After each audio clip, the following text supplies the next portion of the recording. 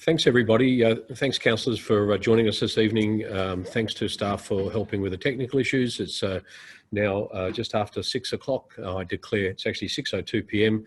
I declare the ordinary council meeting of the 21st of April 2020 open. I'd like to start by acknowledging the Whadjuk people, the custodians of the land. We also pay our respects to elders both past and present. Just a preamble in relation to e-meetings. On the 7th of April 2020, the Commissioner of Police and State Emergency Coordinator issued a closure and restriction in brackets limit the spread directions pursuant to Section 56 of the Emergency Management Act of 2005, which applies to the state of Western Australia. The purpose of the directions is to close certain places and prohibit certain gatherings and activities in order to prevent and control the risks associated with the public health emergency presented by COVID-19 by limiting the spread. In accordance with this directions notice, the City of Canning is unable to conduct its council meetings in the council chamber as a public meeting. Recent amendments to the administration regulations allow council meetings to be conducted by electronic means during this public health emergency. And in accordance with Regulation 14, subsection D, in brackets 2, I have determined to conduct this ordinary council meeting via electronic means. Whilst the current health emergency caused by COVID-19 is in force, and until revoked by myself, all future council and committee meetings are authorised to be undertaken via video conference. The City has prepared a guide for electronic council meetings, and this has been sent to all elected members of the council. The guide provides advice and guidance on matters relating to attendance and participating in council electronic meetings. Throughout the meeting, I will confirm that all elected members are in attendance. Tonight's council meeting is being recorded by audio, and a copy of that audio recording shall be available on the City's website, as is normally the case, within 72 hours of the meeting. Councillors, if anyone has any issues with audio during the course of the meeting, perhaps just put your hand up. We'll get one of the staff just to address that, because I'll have my my head down for large parts of it. The first thing I'd like to do is just for the purpose of the recording, Councillor Barry, want to just unmute yourself?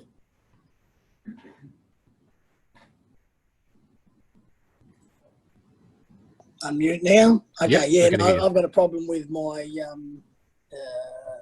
earphones. I mean, they are going blue and then red, and I've charged them up today. So is this going to be, if my earphones fail, will I still be able to hear everything going on? Absolutely, and it might even be easier for you, Graham. We don't have any confidential matters on the agenda tonight, so I don't think there's any problem. A lot of the councillors I can see are not actually wearing earphones. I am, because I'm in here, but yes, I did notice that. Yeah. So yeah, proceed as you are, if that's easier. All right, thanks. Just at item 2 then, and I'll just ask Councillor Barry just a minute. Thank you very much, Councillor Barry, for muting yourself. Just in relation to attendance, elected members and officers, please respond. I'm going to do a roll call. I may do these fairly frequently during the course of the meeting, just for the purpose of the recording. I'll actually call your name, councillors, alphabetically, and then I will ask you just to repeat your name and just to say that you're present, just so it's in your own voice. Of course, I'm Mayor Hall, I'm present. Deputy Mayor Jacobs.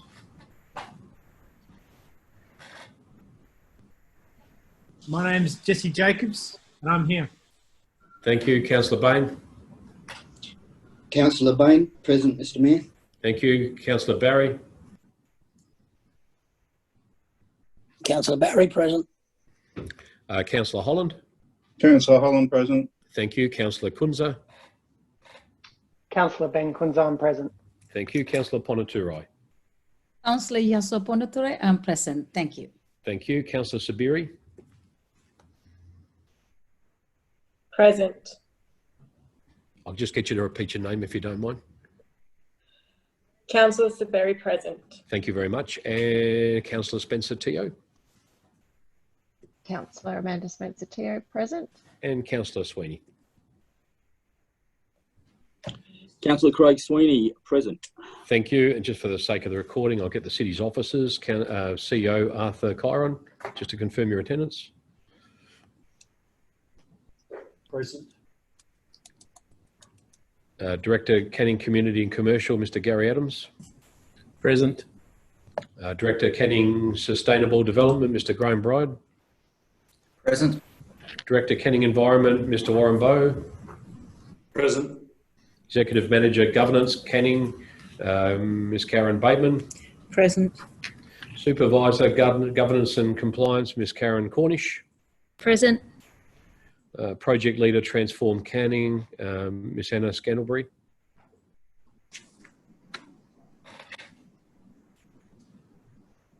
Ms. Scantlebury, present. Mr Mayor, Ms Scantlebury, I will call her into the meeting when the relevant items regarding the underground power project are up for consideration. Thank you, Director Bowe. Governance Officer Stacey Johnson. I'm present. And Mr. Steve Leeson, Executive Manager, Business Canning. I'm present, Mr Mayor. Okay, thank you very much. At item 2.1, apologies, there are none. And Councillor Tim Porter's also present. And there, Tim, I'm sorry, I missed you. Where were you? I hadn't called you. Thanks very much, Tim, for that.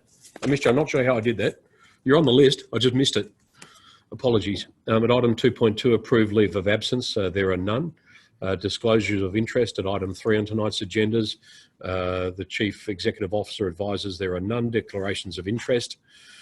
There are none. Declarations of impartiality. There are none. Announcement by the presiding member without discussion. Just a bit of a preamble. Please note the agenda no longer includes the agenda for tonight's meeting. No longer includes 3 items that were listed earlier in the agenda briefing papers. Those being the community and business support phase 1 response, rental abatements to respond to COVID-19 pandemic, and the budget review as at 31st of March 2020. Those 3 items will be considered separately at a special council meeting which has been called and will be held on 30th of April 2020. This will allow elected members and the city's officers more time to consider recent information, and it's changing regularly, and it's even changed today, from the state and federal governments, further feedback from the community, and will allow us to incorporate additional ideas into the proposed budget measures in response to the COVID-19 pandemic. At item 5, reports of delegates without discussion. There are none, unless there's any councillor that has a delegate's report they wish to table. Councillor Barrow, you've got your hand up. I can just see this massive hand in front of me. No? We'll move on then. Question time for the public. Responses to previous questions taken on notice. There are none. We're at item 6.01. At 6.2, question time for the public. We're going to open public question time now, 10 minutes past 6, so 6:10 p.m. I've just got a preamble I'd like to read just whilst electronic council meetings are being conducted, public questions have been received electronically and also by hand at the city's administration building. These questions will now be read aloud and will form part of the minutes. We will also endeavour to answer the questions. However, if an answer cannot be provided in time for tonight's meeting, the question will of course be taken on notice and an answer will be provided at the next ordinary council meeting. Now, the time, as always, set aside for public question time is 15 minutes, which may be extended if necessary. Councillors, I'll just ask the CEO to read those questions. Mr. CEO. Thank you, Mayor and councillors. There's a question received from Ms. Florence Wong of 45A Calangedi Drive, Riverton. The question is, can the council provide location information of the COVID-19 infected cases, if any, to the residents of the city of Canning?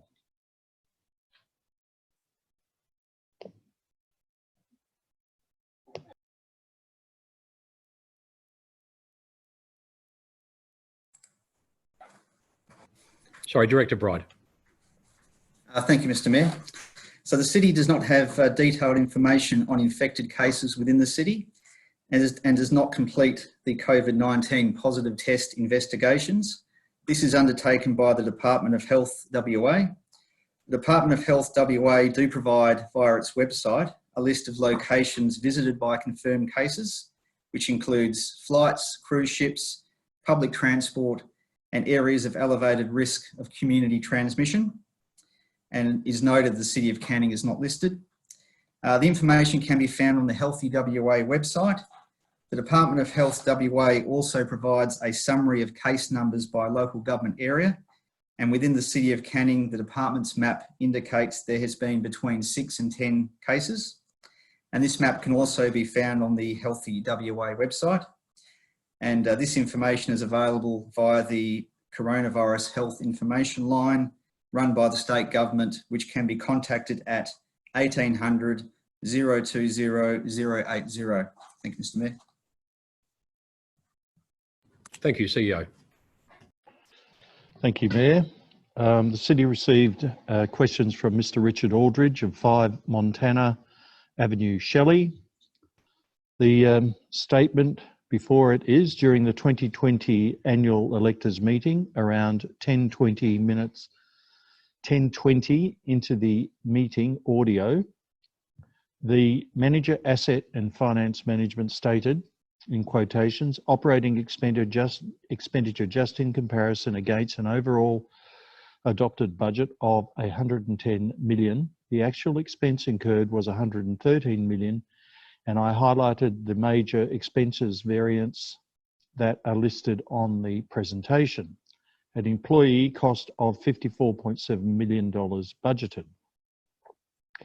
We had an actual expenditure of 57 million. Again, the major contributing factor was reclassification of some of the budget line items, mainly for the training expenditure.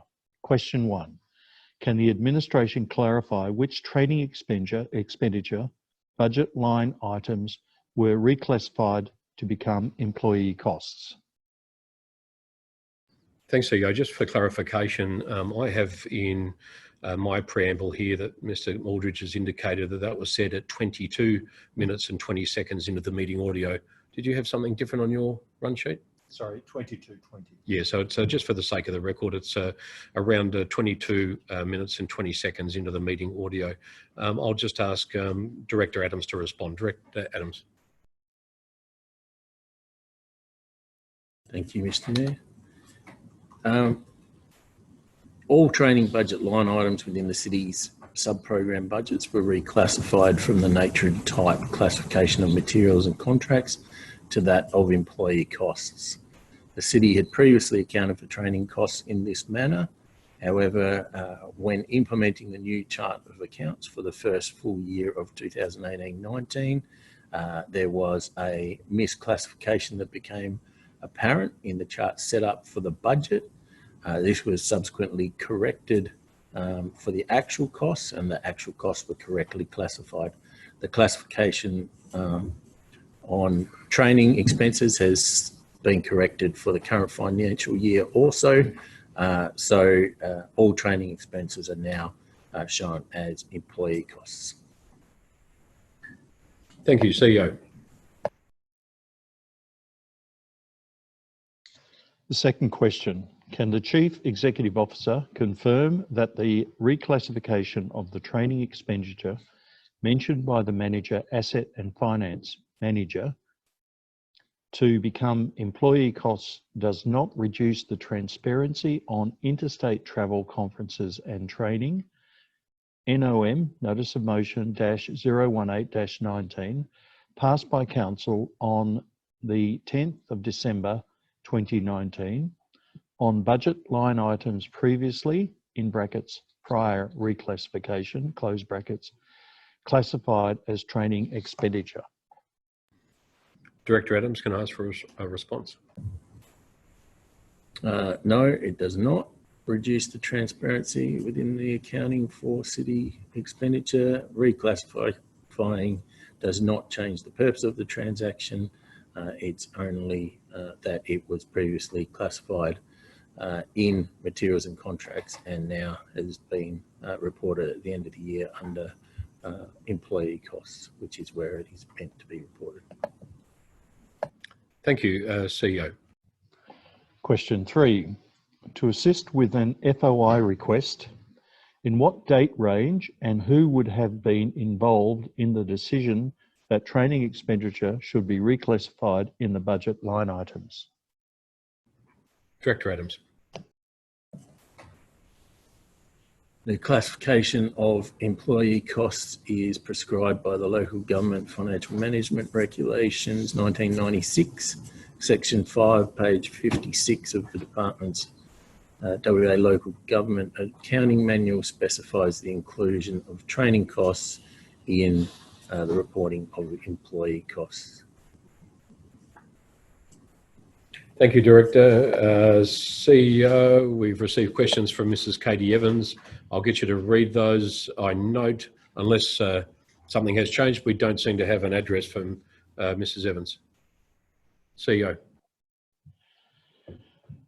Questions relate to item SD-010-20, proposed fast food outlet at 1441 Albany Highway, in brackets Lot 1, close brackets, Cannington. Question 1. What is the basis for the statement that, given the distance to access the subject site from the aforementioned roads, in brackets, namely Woodlow Street, River Road, Bradford Street and Leeds Street, close brackets, it is considered unlikely that they will be utilised for the purpose of access to the site?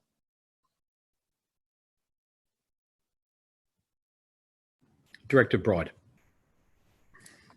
Yes, thank you, Mr. Mayor.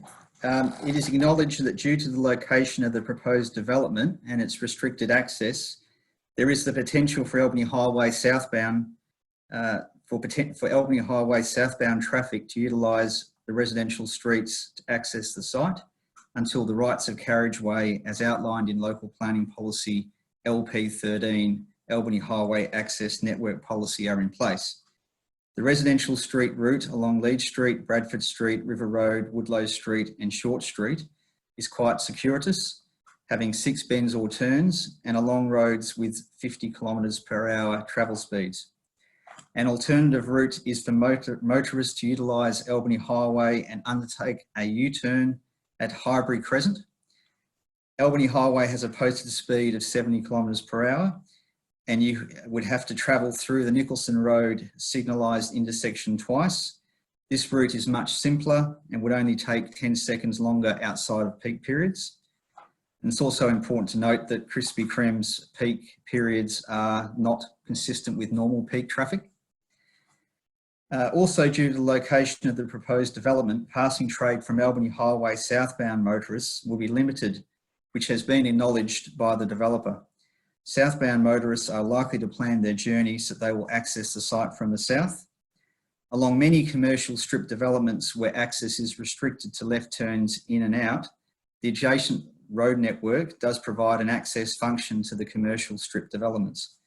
Woodlow Street, which carries less than 1,000 vehicles per day, performs this function, and to ensure that the traffic along this street was kept low, the street was previously closed at Nicholson Court approximately 20 years ago.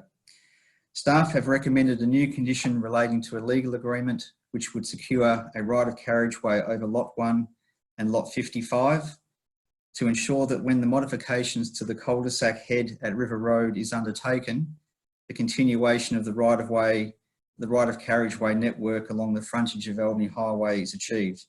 If Council approves the proposal, the City would monitor and identify any increase in traffic movements in the streets in question and the performance of the road network before considering any further mitigation measures, such as the repositioning of the River Road cul-de-sac head. Thanks, Director Bride. And I might just get you to, oh, you're now on, you've got your video on. Thank you very much for that. CEO. Thank you, Mayor. Question 2. Has there been any investigation into the possible effect of car exhaust particulates from drive-through traffic on adjacent, in brackets, less than 5 metres, close brackets, homegrown vegetables? Director Bride. Thank you, Mr. Mayor. The effects of vehicle emissions have not been assessed in terms of any possible impact on vegetables being homegrown. There are no state or federal guidelines or policies that would enable such an assessment to be undertaken. The emission standards for vehicles and perceived pollution impact are not regulated by local government. At the state government level, the City must take into account state planning policies, which offers a framework of policies, strategies, plans and guidelines that set the context for decision making on land use and development in Western Australia. It is noted that there are no such state planning policies specific to vehicle emission assessment at the development stage. Vehicle emissions are well known to produce emissions. However, the Australian design rules were introduced by the federal government and are national standards for vehicle safety, anti-theft and emissions. The design rules are generally performance-based and cover issues including engine exhaust emissions. The current standards, the third edition design rules, are administered by the Australian government under the Motor Vehicle Standards Act 1989 and not by the local government.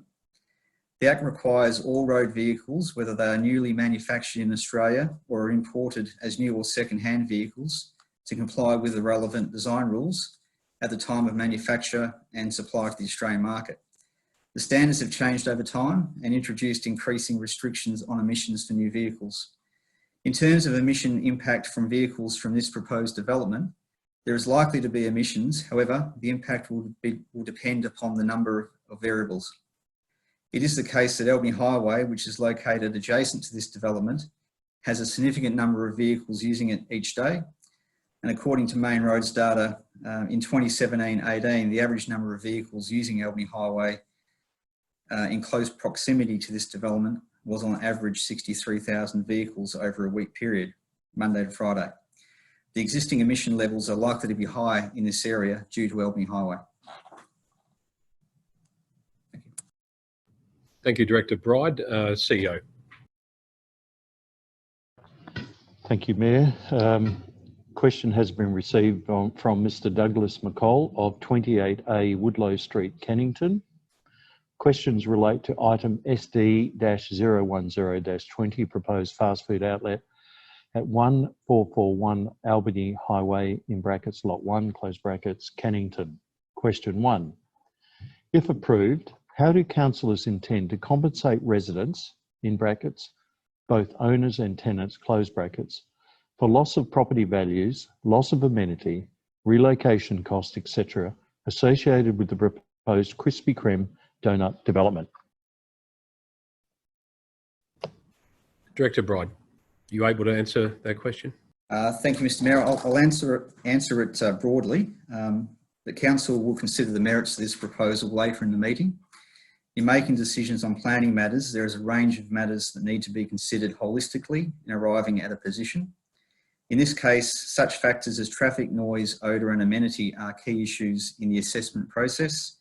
And under planning legislation, the impact of planning proposals on property values, whether they may potentially increase or potentially decrease such values, cannot be taken into account as a valid planning consideration. Thank you. Thank you. Mr. CEO. Thank you, Mayor. Question 2. Being aware of the increased risk to the safety and lives of residents associated with this development, are councillors willing to bear legal responsibility for this risk? And have councillors informed their insurers, underwriters, of the increased likelihood of criminal and civil legal action arising from it? Director Bride. Thank you, Mr. Mayor. Again, the council in this instance is responsible for making a determination on the planning merits of the proposal, and conditions have been recommended for council's consideration tonight to mitigate the amenity impacts of the development. Thank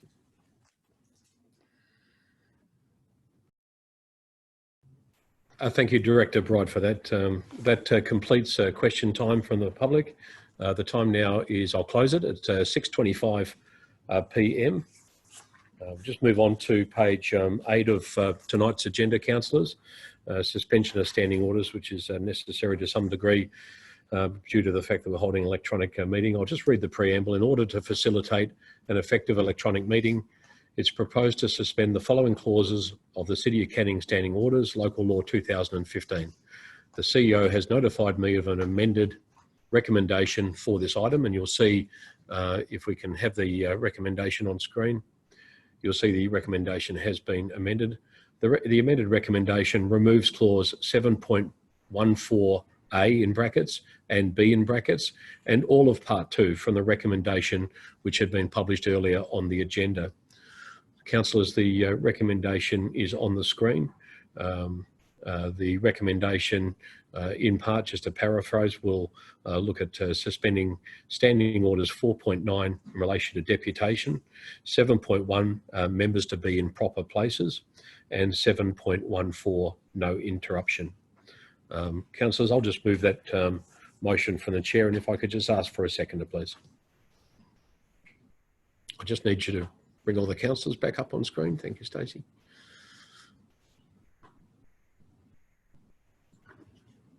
There we go. Sorry, councillors, I didn't see any hands moving. I couldn't see any of you. Can I just have a seconder for that? Councillor Sweeney. Thank you. Councillors, I have nothing further to add. Councillor Sweeney, have you got anything you'd like to add? No, nothing further. Thank you, Mr. Mayor. Councillors, anyone like to speak on the recommendation? Councillor Barry.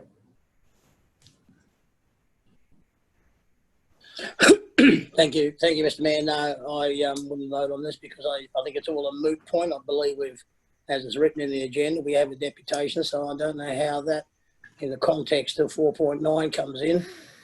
And given the point 7.1, well, given the fact that there's an emergency period on and supposedly we can't be there, I think that's a moot point. So I don't see the sense in any of it, and I'll be voting against it. Thank you. Thanks, Councillor Barry. Just to clarify, it's only a procedural matter, has been discussed. The way in which deputations have been dealt with have been changed from what appears in the standing orders, and that's because of the manner in which this meeting must be held, and that's the reason why standing orders are suspended. But in any case, unless there's anybody else wishing to speak for or against, I'll put the matter to the vote. Councillor Holland. Yes, go ahead. Yeah, two things. I'm in agreement with Councillor Barry, and I don't see why we need it anyway. The state government has legislated that we can do this meeting anyway. The other thing that does worry me is, first of all, we had the other two areas put in it, and now, which is 7.4, was it, and 0.2 have now been withdrawn on exactly 2 minutes' notice. Now, I'm not sure how I'm supposed to fathom that 1 minute they're important and next minute they're not. And now I'm supposed to vote for suspension of standing orders is different to what I read in the last 4 days. I'm not sure how I can do that. Just to provide some clarity on that, they're not material changes. So Councillor Barry raised today, and I actually had raised already with the CEO. I felt that some of the language used in what was actually proposed was unnecessary. And if councillors remember, there was even a piece in there asking councillors to be polite. And I just thought it was not in keeping with the sort of language should be used to a council. I thought it was completely unnecessary. We're guided by standing orders, our behaviour, and also by our code of conduct. So there was a discussion, and it was actually amended just to remove that unnecessary language. So the intent is exactly the same, still in relation to 7.14. It's just the language has changed and some of those subsections have been removed. If you've got the original language in front of you there, it did actually mention a number of things which is completely superfluous and I thought unnecessary, so they've been removed. Councillors, unless there's anyone else who would like to speak for or against it, I'll put the matter to the vote. Thank you, councillors. We'll put the matter to the vote. The way we're going to actually vote on this then will be, and there's no other real way to do this, so I'm going to actually read your names out in alphabetical order, and I'll just ask you in your own voice just to say either that you are for or whether you are against, and that'll be for the record. I'll start, of course. I'll say that I'm actually for suspending standing orders. Deputy Mayor Jacobs. I'm for against. or against? I'm against. Councillor Bain? For. Thank you. Councillor Barry? Against, thanks, Mr. Mayor. Thank you. Councillor Holland? Against, thank you, Mr. Mayor. Councillor Kunzler? I'm in favour, Mr. Mayor. Thank you. Councillor Ponaturai?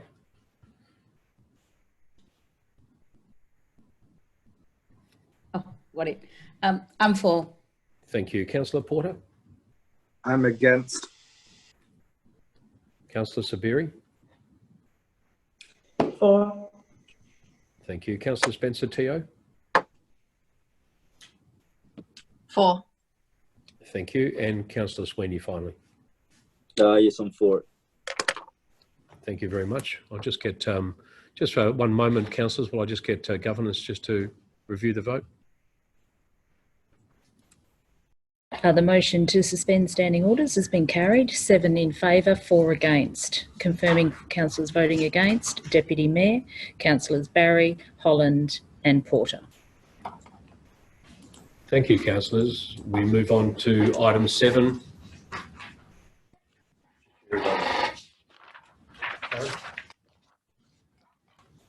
Item 7, confirmation of minutes. The ordinary council meeting held on Tuesday, the 17th of March 2020. Can I have a mover, please, and a seconder? I just need to see those faces on the screen, please, Stacey. Councillors, just stand by for a moment. Can I have a mover, please? Thank you, Deputy Mayor. And a seconder will be Councillor Barry. Deputy Mayor? No, thanks, Mr. Mayor. I've got nothing further to add. Thank you. Thank you very much. Councillor Barry? Nothing further to add, thank you. Is there any other councillor who would either like to speak to or against, for or against the recommendation? No, I'll put the matter to the vote. Councillors, again, we'll just run through the vote. Myself, I will be in favour. For. Deputy Mayor Jacobs? In favour, thank you. Thank you. Councillor Bain? In favour, Mr. Mayor. Councillor Barry? In favour, thanks. Councillor Holland? In favour. Thank you. Councillor Kunza? In favour. Councillor Ponaturai? In favour. Councillor Porter? In favour. Councillor Sabiri? In favour. Councillor Spencer Teo? In favour. And Councillor Sweeney? Yeah, in favour. Thank you, councillors. I'll just get governors to confirm the vote. The motion has been carried unanimously with 11 in favour. Thank you, councillors. We move to confirming the minutes for the special council meeting, which was held on Tuesday, the 24th of March, 2020. Can I ask for a mover, please, for that item? That'll be Councillor Barry, and a seconder will be Councillor Ponaturai. The recommendation is now on your screens. Just wait for that to come up.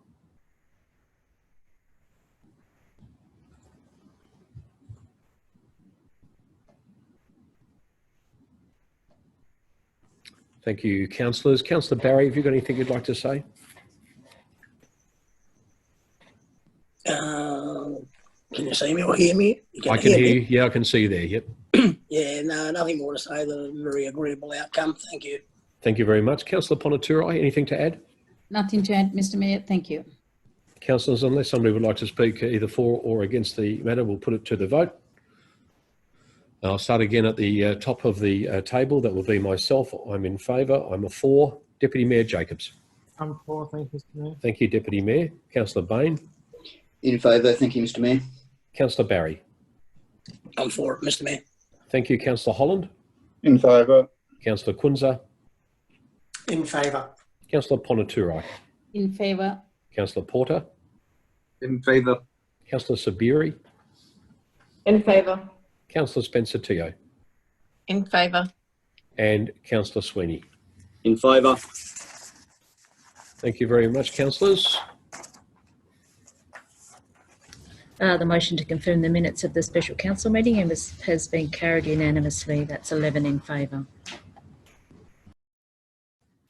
Thank you, councillors. We'll move to item 8 on tonight's agenda. I'm referring to page 12, the receiving of petitions, presentations and deputations. At item 8.1, petitions, there are none. At item 8.2, presentations, there are none. At item 8.3, deputation, there are actually 2 deputations tonight. I'll ask the CEO to read those. Mr. CEO.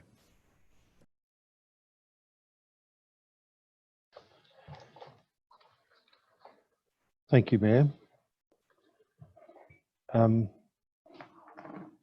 Council has received a deputation from Mr. John Berger regarding item SD-010-20, proposed fast food outlet at 1441 Albany Highway, Lot 1, Kennington.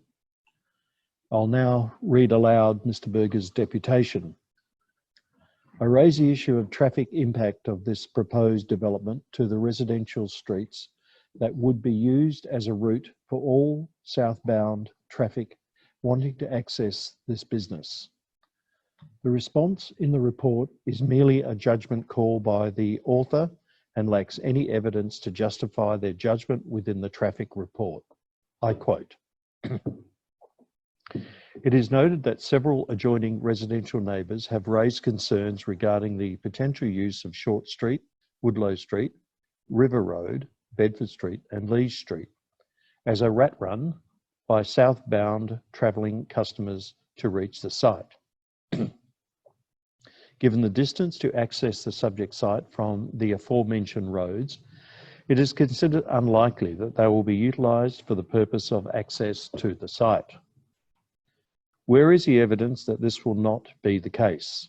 I do not accept the assertion that is unlikely to occur and disagree.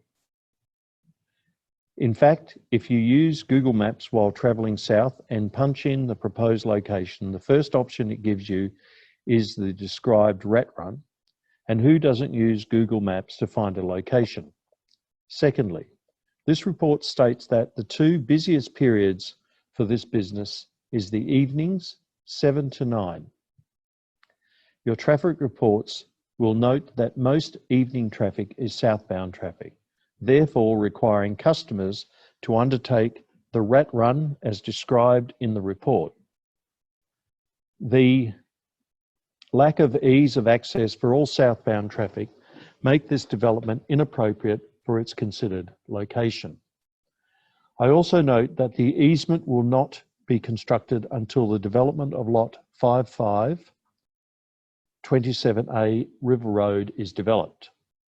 When lot 55, 27A River Road is developed, a right of carriageway will be secured across the front of the property that will link up to Leeds Street, therefore further reducing the potential of the rat run discussed above.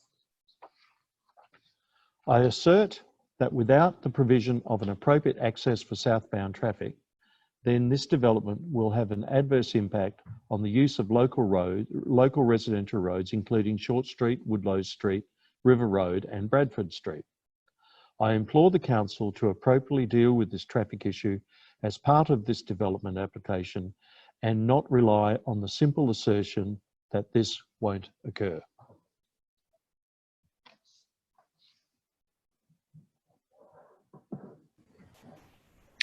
Thank you, CEO. Deputation number 2. Thank you, Mayor. Council has received a deputation from Mr. S. Allarding from Allarding and Associates regarding item 12.3, proposed amendment to Development Approval Materials Recovery Facility at 351 Bannister Road, Lot 85, Canning Vale. Mr. Allarding's deputation states as follows. Thank you, Mayor and Councillors, for the opportunity to address you in this matter in absentia. My name is Steve Allarding. I am the Director of Allarding and Associates, the planning consultants responsible for the submittal of the above application to Council. Our address is 125 Hammersley Road in Subiaco. I'm addressing you on behalf of the Southern Metropolitan Regional Council, who is the operator of the Materials Recovery Facility at 351 Bannister Road, Canning Vale. The item number on the agenda is 12.3 and it relates the proposed change of hours of operation for the Materials Recovery Facility. On behalf of the SMRC, I would like to express our support for the officer recommendation for conditional approval of this item. We have also reviewed the conditions of approval and affirm that we have no objection to the proposed conditions. Thanks very much, Mr. CEO, for reading out those 2 deputations. The time now is 6:40 p.m. At item 9 on page 13 on tonight's agenda, the application for leave of absence, there are none. Questions by members of which due notice have been given without discussion. At item 10, there are none. Item 11, items brought forward for the convenience of those in the public gallery. We don't have a public gallery tonight, so there are none. Reports of committee meetings, there are none at item 12. Now move on to item 13 on tonight's agenda. reports at item 13.1, which is reports from the Office of the CEO, Mr. Arthur Chiron. There are no reports from the Office of the CEO. At item 13.2, Director Canning Community and Commercial, CC 013 of 20, monthly financial report, February and March 2020. Can I have a mover for that, please? Sorry, I lost you. Councillor Ponaturo, I thank you very much. And a seconder? Seconder for that item, councillors? Councillor Kunza, thank you. The item is now on your screen.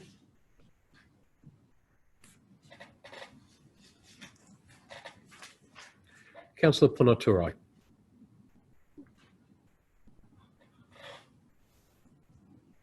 Hello, Mr. Mayor. Just a quick question on perhaps through you to Director Adams. Looking at the statement as period of 29th of February, because can you tell us exactly where you're referring to? Are you referring to the large attachment, or where are you referring to? No, only on the agenda item. Okay, so just my general question is just the commitment is as of February was 7.2 million on the expenditure commitments, and now that during COVID time in maybe March and April, today is 21st of April, so how is our commitment looking? Because they are one of those risky items. So how is our commitments looking? Maybe Director Adams might be able to explain a little bit. Director Adams, are you able to answer that, or do you need a bit more information? Just general, yeah. So if it's okay by you, Mr. Mayor, I'll ask Steve Leeson, who's also in attendance, to answer that question. Yes, go ahead, Mr. Leeson. And just turn your video on as well, Mr. Leeson, if you don't mind. Sure. Thank you, Mr. Mayor. I'm just looking through to get the comparisons there. With the COVID shutdowns not happening until late March, there's probably not going to be a great deal of difference between the commitments for both February and March, Councillor Ponaturo. So you'd probably see more of an effect as to what you would expect once the April financial statements are put together. Okay. Councillor Ponaturo, did you need a follow-up question on that? Just quickly, yes. But just because right now cash is king, so on that mind, I'm sure like weekly we're looking at the cash flow, the commitments and the risk at the moment. And I'm sure there's well-formed audit risk committees there too, but still I'm very curious to know, today is 21st of April, so how are we looking at it? Are we traveling well on that, or is there any risky items that we should know about it, council, as a council members? Thank you. Just ask Mr. Leeson just to address that, but we just need to keep these questions absolutely specific to the recommendation there. So, but Mr. Leeson, are you able to provide some context there for the councillor? Thank you. Through you, Mr. Mayor. The commitments have reduced. They were $7.2 million in February, down to 5.8 as of March. I haven't got April figures to hand at this stage.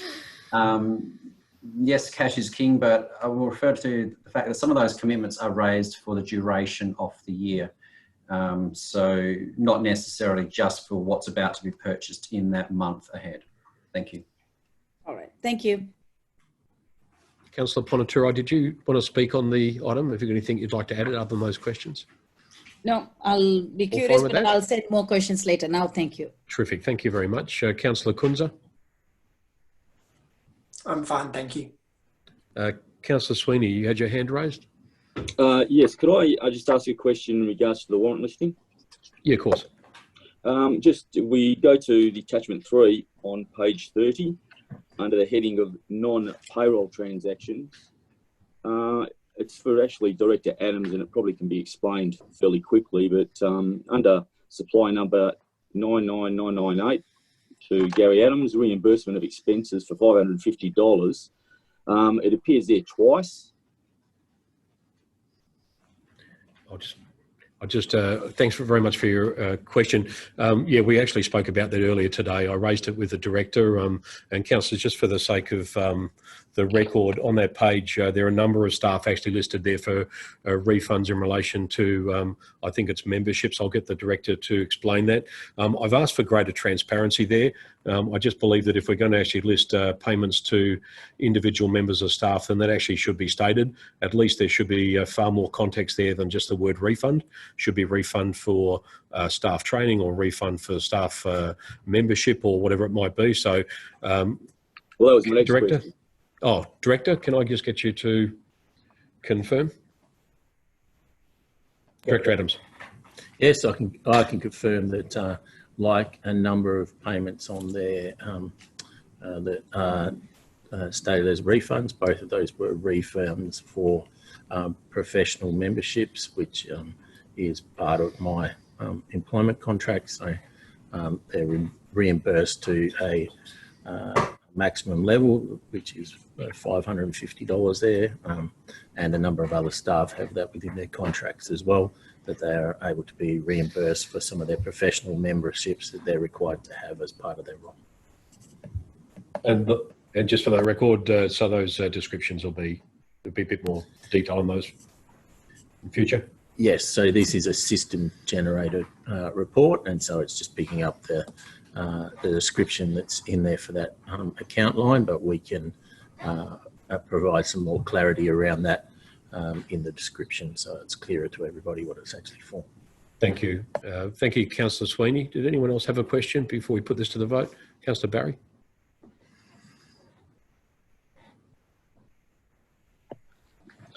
Thank you, Mr. Mayor. Yes, similarly, excuse me, blowing your heads off. On page 52, there's a TPS public open space compensation to Crest Capital for $324,000. You can take these on notice if you don't have the answers. That's one question. Further up the page, on at the top of that page, there's young people flying high. There's 3 people. I won't mention their names, Michaela, Josh and Cade.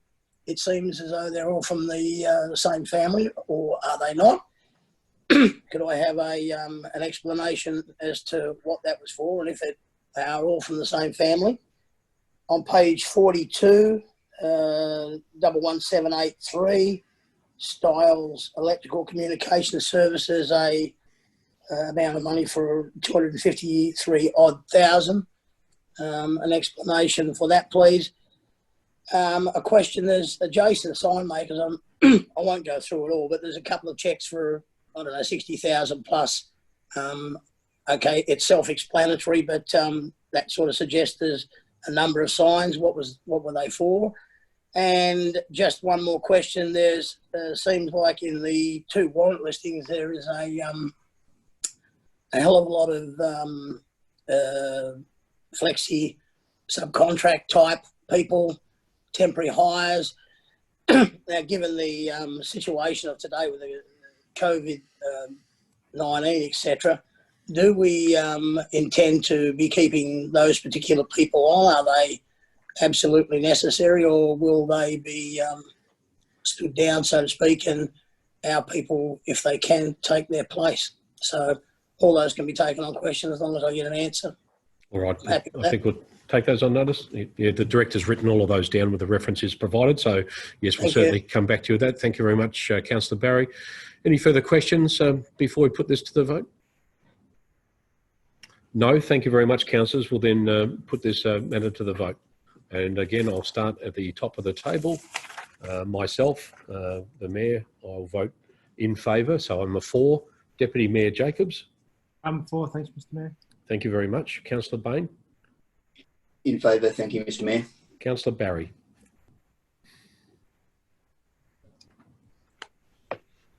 For, thank you. Thank you very much. Councillor Holland?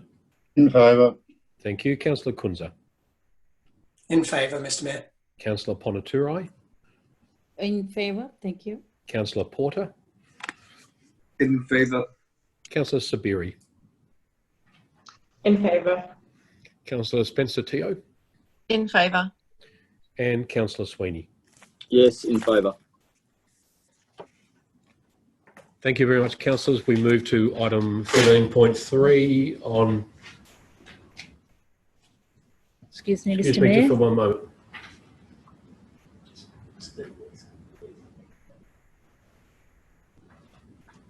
I've just been told Steve Leeson will be leaving the meeting now. So thank you very much to Mr. Leeson for attending tonight and answering those questions. He'll be now leaving. And I'll just declare the vote for motion CC-013-20, which has been carried unanimously, 11 in favour. Thank you, councillors. We move to item 13.3, which is under the directorship of Mr. Graham Bride, the Director, Canning Sustainable Development.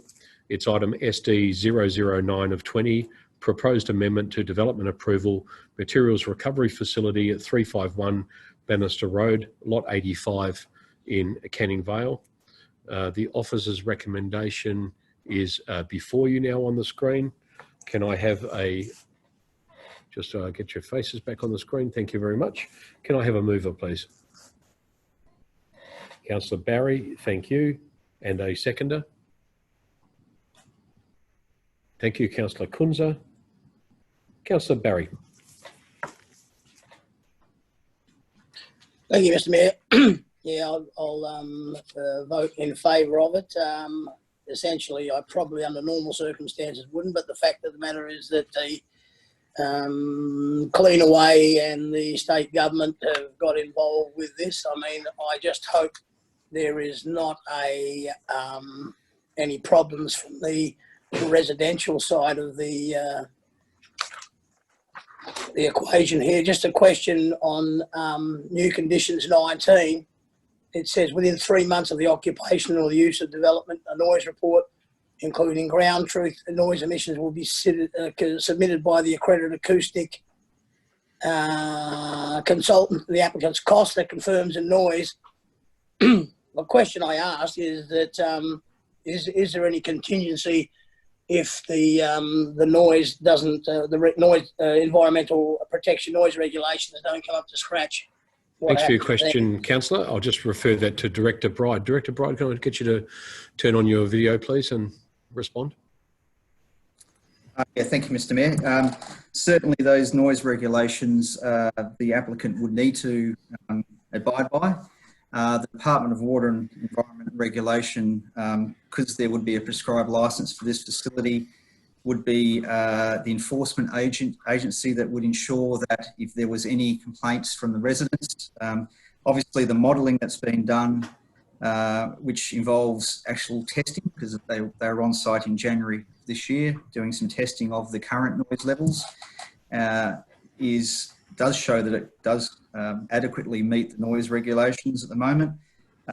But the purpose of condition 19 was just to allow the applicant to undertake further testing, especially within that 10 to 12 p.m. or 12 a.m. period, just to provide another level of assurance that the development is in compliance with the noise regulation. So any infringement or any movement outside of those regulations, there would be severe enforcement.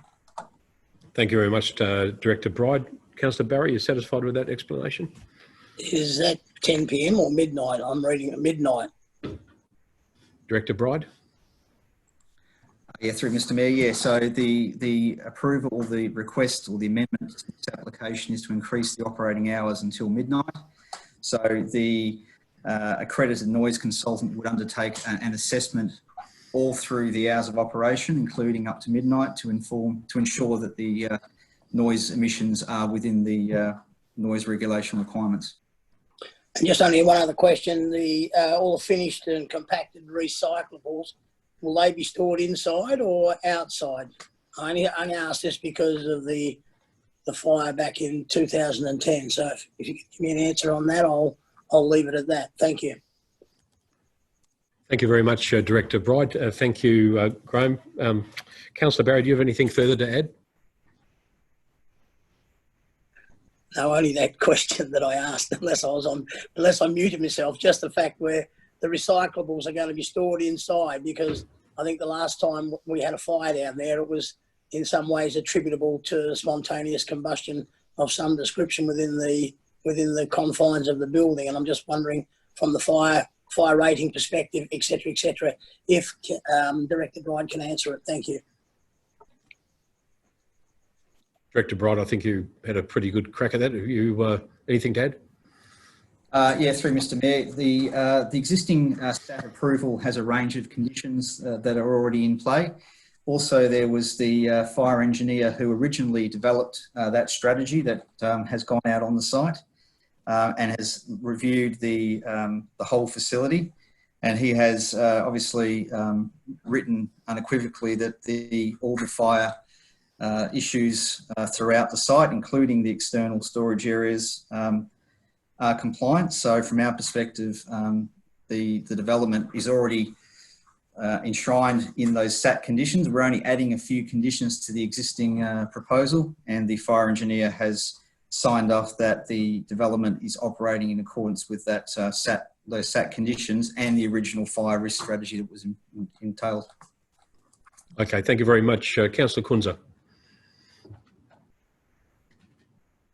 Thank you, Mr. Mayor. Yeah, I speak in favour of the Office of Recommendation.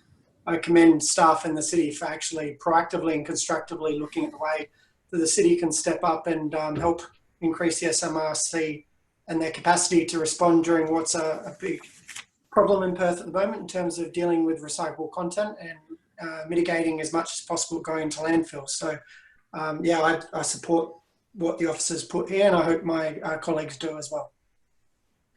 Thank you very much. Anybody else like to add anything before we put this to the vote?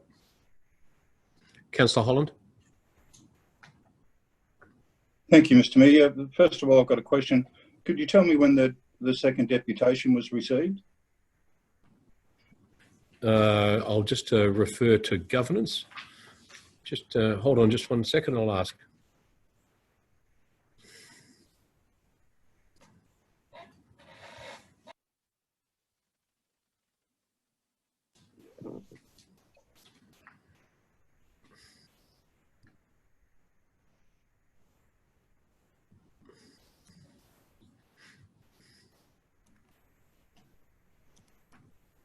I couldn't give you the exact time, but it was yesterday afternoon and it was received via email.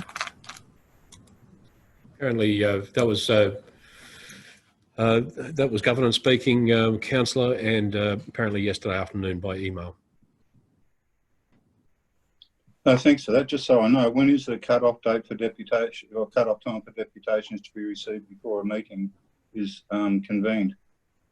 Notwithstanding that we've actually suspended standing orders for deputations, but normally it would be just stand by. I'll just ask governance. Karen Bateman speaking. Yes, the current rules, we've asked them to submit the deputations by 5 p.m. on the day before the ordinary council meeting. Thanks. And it was received at 4:28 apparently, Councillor Holland. And we've, yeah.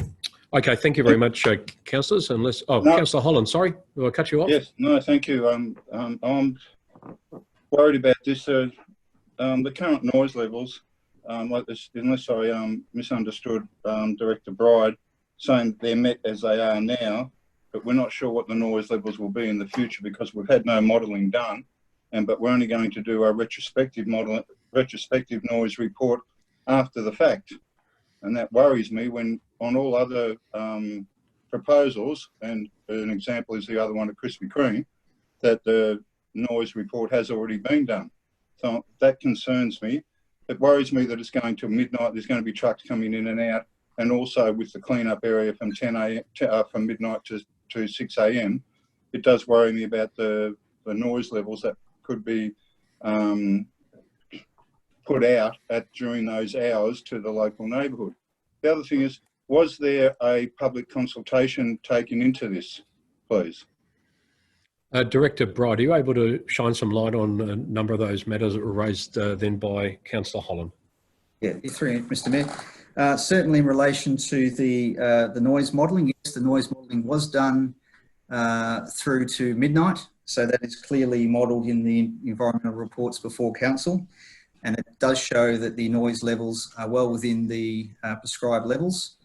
So there is some confidence there that the noise issues have been appropriately addressed. In terms of the consultation, this use is already existing.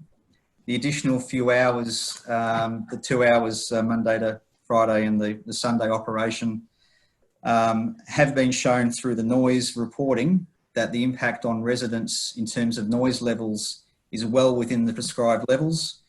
And certainly the use is already in operation and is an approved use. So the amendment has not been advertised, and it does clearly show the only issue that we have in relation to the residential population, which is between 280 to 300 metres away and on the opposite side of Roe Highway, was the noise issues, and that has been clearly demonstrated to be compliant. Thank you. Councillor Holland? Yes, well, look, I'd beg to disagree. I think we should, just because it's an existing place, we are changing the hours quite dramatically till midnight. I can't see why we didn't do a public consultation, whether it's 250 or 280 metres and you've got Roe Highway. Roe Highway's been there for quite a while, and remember the last stint that happened, and I use that word quite deliberately, that the odour certainly did transverse across boundaries depending on the way the wind was blowing. So I can't see why, actually I don't agree at all why we did not do a public consultation. On the other side, I do understand, I heard Councillor Kunz's comments that this will go, should go a long way to help mitigate the landfill situation that befalls us at the moment through the problems with that Cleanaway's had. But I don't think that, to me, is an excuse why we did not have community consultation or anything. And I'd just like to voice my disapproval in that, although I will vote for it because I can see this is the right way to go. But I'm going to have my say on that matter, and I hope that so it's recorded. Thank you, Mr. Mayor. Thank you. I might just say that I also vote in favour of it. It's interesting. I'm really heartened by the fact on page 74 of attachment 2 from Eldening and Associates, who were gave some sort of indication from a deputation read out earlier tonight, in part in the second last paragraph of their report. It says extension of hours is a significant and urgent requirement that will allow the continuation of recoverable waste materials to be processed at the MRF and prevent waste going to landfill, consistent with the objectives set out in the state's Waste Avoidance and Resource Recovery Strategy 2030. And I think that's really important. I think all the councillors that have spoken before me have all been in agreement with that, and I think it's really important. It says it in page 9 of the report before us. The increase in hours of operation will accommodate the additional waste to be processed. Otherwise, the recyclable material will be diverted to landfill. So if we're serious about environmental measures, that we should support this, and I certainly do.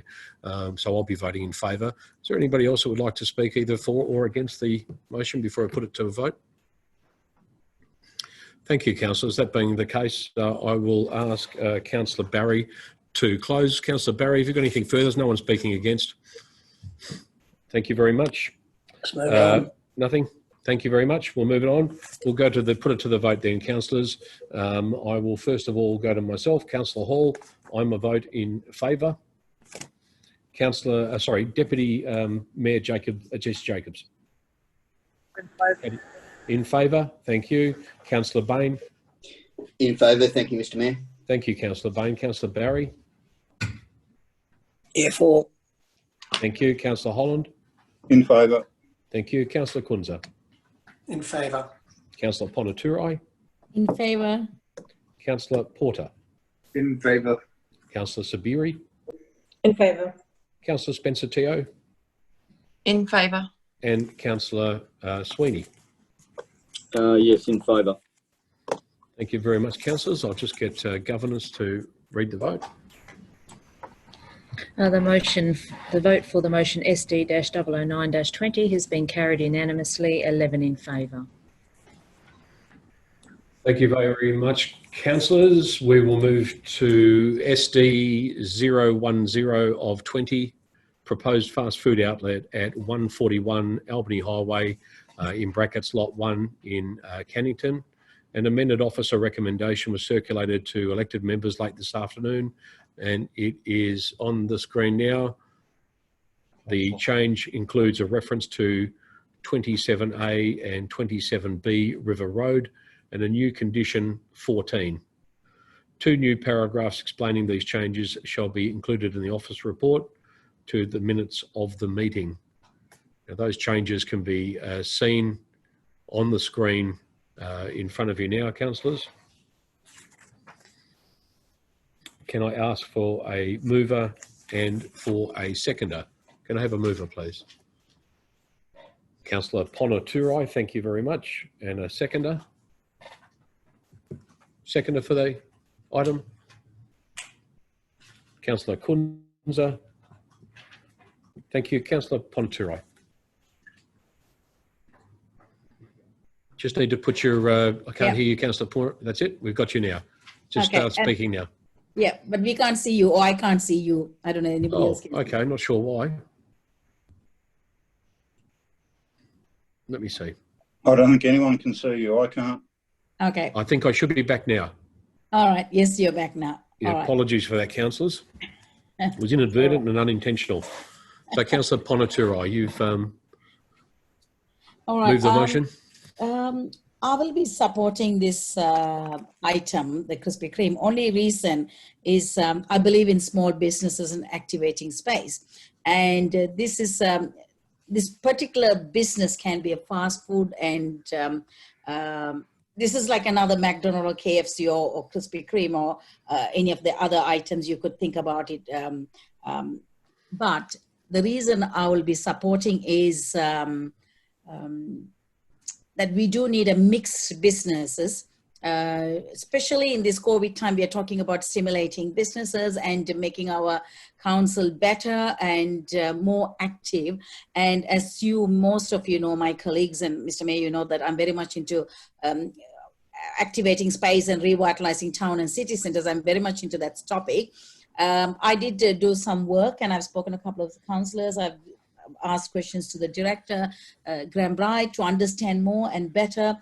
With all that in consideration, I've also heard from the residents, yes, they have concern, and but we all have concerns. Like, I live fairly close to Roe Highway, and Councillor Holland did say something about earlier from the Bannister Street. We are fairly close to Roe Highway, and it could have other impacts as well.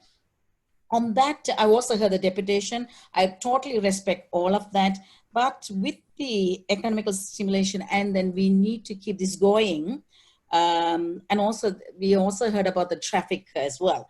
But I also use that road quite often because I only live in Willetton, so Nicholson Road or Leach Street, going to Office Works and back, so to the council and back. And if you have planned to go to a particular shop, even if I plan to go to Office Works, I will go around left in Nicholson Road so I could turn left into the Office Works. I probably wouldn't come around the other way and turn right into Albany Highway, and I'll be finding another way of right of carriageway to be turning right into a place. So this is a planned trip. People are going to make it. And so I highly support that. And I would like to hear from my colleagues, but I urge you all to support another small business. I also highly recommend the officers have done enough work, whether it's community consultation or all the technology part of the smell order and the pollution and everything else. And also thank you, Director Bright and his team as well. Thank you. Thank you. Councillor Kunza. Sorry, does Councillor Bain have a question? You've seconded the motion. I'll go to you first if you don't mind. Councillor Kunza, do you wish to speak on it? I can't hear you. You're muted. Yeah, I do wish to speak. I just thought in this environment he might have a question. But look, I speak in favour of the officer recommendation. I mean, a number of members of the community, especially living in closely proximity to this location, have raised their concerns, and we hear them. However, I'm confident that the city and its officers have addressed and responded to the concerns raised within the boundaries of the relevant planning legislation. We need to address this as a quasi-judicial body, and should the parameters be met that's been set in terms of odour, noise, traffic, then I'm confident that there won't be any issues. And I'm confident that should it not be met, that the city can respond to complaints and take responsible action as we do all the time. But in terms of rat running issues that were raised, we can't make decisions based on hypotheticals of what may or may not happen. As I said before, the city is charged with responding to concerns, and we do hear them, but they might not happen. So should that eventuate, the city will respond accordingly. But as this stands, I support the officer's recommendation, and I support business being established within this uncertain time. So there's only so many locations a business like this can be placed. That's why it's zoned as it is. It's a large premise that needs access to infrastructure where there's high number of vehicles going by. And so there's only so many appropriate locations, and this is one of them. So I support the officer recommendation. Thank you. Councillor Bain, I did see your hand up. I'll come to you just in a moment. I understand you have an amendment you'd like to put as well. I just wanted to speak on the matter before you do so, so I'll come to you next if you don't mind. Councillors, I just wanted to also speak in favour of the recommendation. And the reason for that, I think, is, on Thursday night this week, we're about to hold a workshop, which we will be discussing as a group, about how we can stimulate the economy and how we can actually help the community to recover economically and socially from what's actually happening in the world at the moment. Here we have a business that is willing to invest millions of dollars into the City of Canning. It'll be a construction project that will no doubt provide some stimulus. I asked the question of Director Bride today, how many people this business may potentially employ.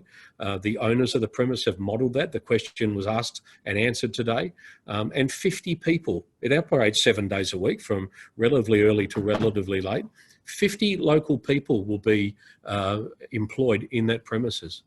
Now, there are a whole raft of businesses along there, including a very large pharmacy warehouse there, just 3 or 4 doors up. That hasn't had the issue with rabbit runs and rat running through the suburbs. And I don't necessarily subscribe to the view that everybody heading south will necessarily find their way to Leeds Street and rabbit run through there. I actually did the run today. It's 900 metres, the best part of a kilometre. The premises is set well back off the road. I think most southbound traffic won't see it until they've actually almost passed it. And I would do what I've always done, and I've lived in that area for a long time, go past Nicholson Road. There's a break in the traffic that's actually made for conducting U-turns and right-hand turns. It's certainly the shortest route to go back to Krispy Kreme.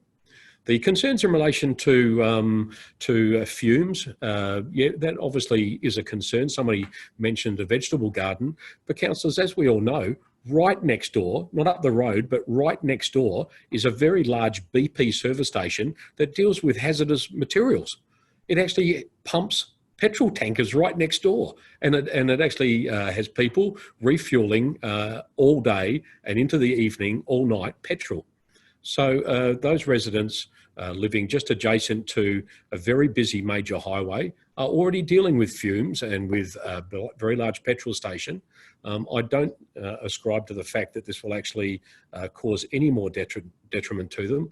And for those residents that lived along areas like Fern Road in Wilson and Hossack Drive in Parkwood and many others of our urban roads, gosh, they would love to be living on some of these streets and have to worry about the fact that maybe 20 more cars might travel up at a day at a stretch. People in those sorts of streets would love that. But you know what? I make the point again, our role at the moment is to respectfully listen to the concerns of those citizens that live not too far away. I do take the point of Councillor Kunza that we're not here to think about hypotheticals, because none of the issues that are raised have actually happened yet. And just like we deal with parking restrictions, when a problem does arrive, we as a council, the matter can be brought back and we will deal with it. And that's what we do with parking restrictions. So I'm not certain why we would be looking to not support this tonight. In the current economic climate, we've got certainty here around a large project that will actually stimulate our local economy and will also employ up to 50 local people. How can we vote against it?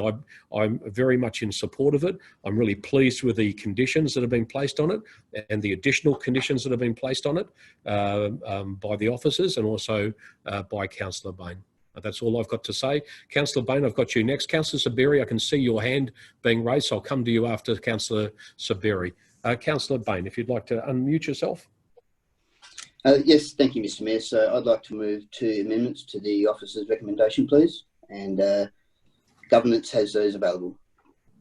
Yep, just hold on just one moment. I've got those on the screen now. Councillor Bain, if you can see those, can you just make sure that you're happy with those, that they're actually accurate and that they are in keeping with the amendments that you wish to put? I can't hear you. That's correct. Thank you, Mr. Mayor. Councillor Bain, what we'll do is, because we'll deal with these one at a time if you don't mind, and the reason for that is one of them is specifically in relation to the conditions, and that will be an additional condition of the conditions that are already in place. The second part is completely separate to the conditions, and that will be a new part too. So I think it would be beneficial to actually deal with those separately, if you're in agreement with that. I can, that's fine, Mr. Mayor. I can speak to both of them at the same time, should that be appropriate. I think what we'll do is speak to them separately, but what I will do, I've got you moving that first amendment, which is on the screen now and councillors can actually see that, and I'll just ask for a seconder to that amendment. I can't see the faces. I'll just wait for government to get everybody back on screen. I've got Councillor Spencer Teo is the seconder to the amendment. Councillor Spencer Teo, thank you. Councillor Bain, I'll get you to speak to the first part of your amendment, and that is in relation to the local traffic signage, the condition that will be added. Go ahead. Yes, thank you, Mr. Mayor. So the additional signs, there for the intention of indicating to potential customers that they are entering a residential area and they are to observe certain conditions. I believe that in combination with the carriageway will alleviate the concerns of residents and work towards that. And I think we must make every effort to make sure that the area, those side streets, those back streets adjacent to the Krispy Kreme development are kept quiet and the amenity of those residents is maintained. Thank you, Mr. Mayor. Thank you very much. Councillor Spencer Teo, have you got anything to add? Yep, I'm in support of the first amendment. I believe that's great. The second one, though, I believe we're just talking to the First Amendment at the moment, so we'll just speak to the First Amendment. Have you got anything to add in relation to that? You support it? Yep. Okay, thank you very much. Councillor Saberi, I saw your hand up. Did you have a question, or would you like to speak on the first of the amendments? I was going to, sorry if my hand went up, I was typing something. But yeah, I do support the amendments. I guess not really because it makes access to fast food joint easier, but it's hopefully going to alleviate the traffic problems that the residents will have. So, but yeah. Thank you, Councillor Saberi. For the record, I also support the amendment. I think it's a very good amendment. Anyone else like to speak on the First Amendment, just in relation to the signage? Councillor Kunza. In essence, I support it. I just have some questions regarding the normal process for additional signage in areas. Is there any unintended consequences or problems with the amendment from an officer position? Can I ask Director Bride, please, for a comment? Director Bride. Thank you, Mr. Mayor. Look, from our perspective, there's no major issue. The issue maybe that does arise is the potential for a precedent in other areas in response to proposals. The only other issue which is not insurmountable is occasionally it can create confusion for emergency vehicles if there is a local traffic sign in the area, but certainly those roads are within the responsibility of the City of Canning, so there's no issue in fulfilling that condition. So it will have obviously a visual effect on some of the that traffic. So overall, we have no objection to it. Thank you, Director Bride. Councillor Kunza, anything further to Before we put this matter to the vote, councillors, is there anyone else like to add anything in relation to the first part of the recommendation? No? Thank you very much. No one spoke against it. Councillor Bain, I will put the matter to the vote. I will vote myself first, which will be a vote for. That's in relation to the first part of the recommendation. Deputy Mayor Jacobs. I vote for it, thanks. That's a 4. Councillor Bain. Be a 4. In favour, thank you, Mr Mayor. Thank you very much. Councillor Barry. For the amendment. Thank you very much. Councillor Holland. Yeah, this is a vote for the amendment, not the recommendation. No, just for the amendment, just to add 15, which will be the 15th condition to the recommendation. Yeah, I vote for.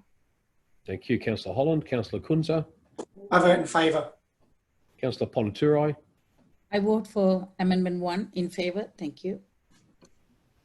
Councillor Porter. I vote in favour. Councillor Sabiri. I'm in support. Councillor Spencer Teo. In favour. And Councillor Sweeney. Yeah, in favour. Thank you very much, councillors. Just wait for governors to declare it. Amendment 1 to motion SD-010-20 has been carried unanimously with 11 in favour. Thank you very much. That item 15 becomes the 15th condition in the substantive motion. The second amendment, which was proposed by Councillor Bain, is shortly going to be on your screen. And there it is there. I might just read that. It's been moved obviously by Councillor Bain. It requests the Chief Executive Officer, I think they should say to include, request the Chief Executive Officer, I think it should say to include a proposed budget allocation of $100,000 in the draft 2020 to 21 annual budget for consideration by Council for the cost of the city undertaking works to modify the River Road cul-de-sac head and to accommodate the right of carriage connection from Lot 55 on Plan 2188 to River Road in accordance with the city's local planning policy LP 13 Albany Highway Access Network, and full stop. Councillor Bain has moved that amendment. Can I have a seconder? Just sorry, I can't, just give us one moment, councillors. Seconder, Councillor Jesse Jacobs. Thank you very much, Councillor Jacobs. Councillor Bain, would you like to speak to your amendment, please? Yes, thank you, Mr Mayor. So I'm respectfully asking my fellow members to support this amendment. The overwhelming number of objections raised by the residents of the aforementioned streets, Mr Burge's deputation and Ms Evans' email demonstrate a collective concern over the increased traffic the proposed development will bring to these normally very quiet streets. As a council, we must work towards mitigating this issue by installing both the signage, which we have done already, which is fantastic, and constructing the right of carriageway. As there is no right turn, allowing southbound traffic to directly enter this proposed outlet, vehicles will use an alternative route, that being the network of streets behind the proposed development. As Mr Berger pointed out, Google Maps does recommend this route to southbound customers. ML traffic engineers, who are commissioned by the city, note in its traffic impact assessment report that southbound motorists wishing to access the site will need to do so via Lee Street, Bradford Street, River Road, Woodlow Street and Short Street, or using the available U-turn up at the Nicholson Road lights and going through 2 sets of traffic lights. The city has acknowledged the issue, putting forward the right of carriageway as a mitigation measure in response to residents' concerns about increased traffic. The Albany Highway Access Network policy containing the plans for the right of carriageway has been endorsed and Main Roads WA has given it its approval. Point 14 of the officer's recommendation requires landowner to enter into a legal agreement with the city to provide the right of carriageway. The landowner is aware of the plans for the right of carriageway and has no objection to it. Given these grounds, there is no reason why the right of carriageway, which is forecast to be built, cannot be built and built sooner rather than later. So thank you to my fellow councillors for considering this amendment, and I hope it receives your support. Thank you, Mr Mayor. Thank you very much, Councillor Bain. Deputy Mayor Jesse Jacobs. Thanks, Mr Mayor. Yeah, I support this. I think it's good. It's already in the plan. I think it will have a benefit of allowing us to stimulate our activity, which is probably needed in this time.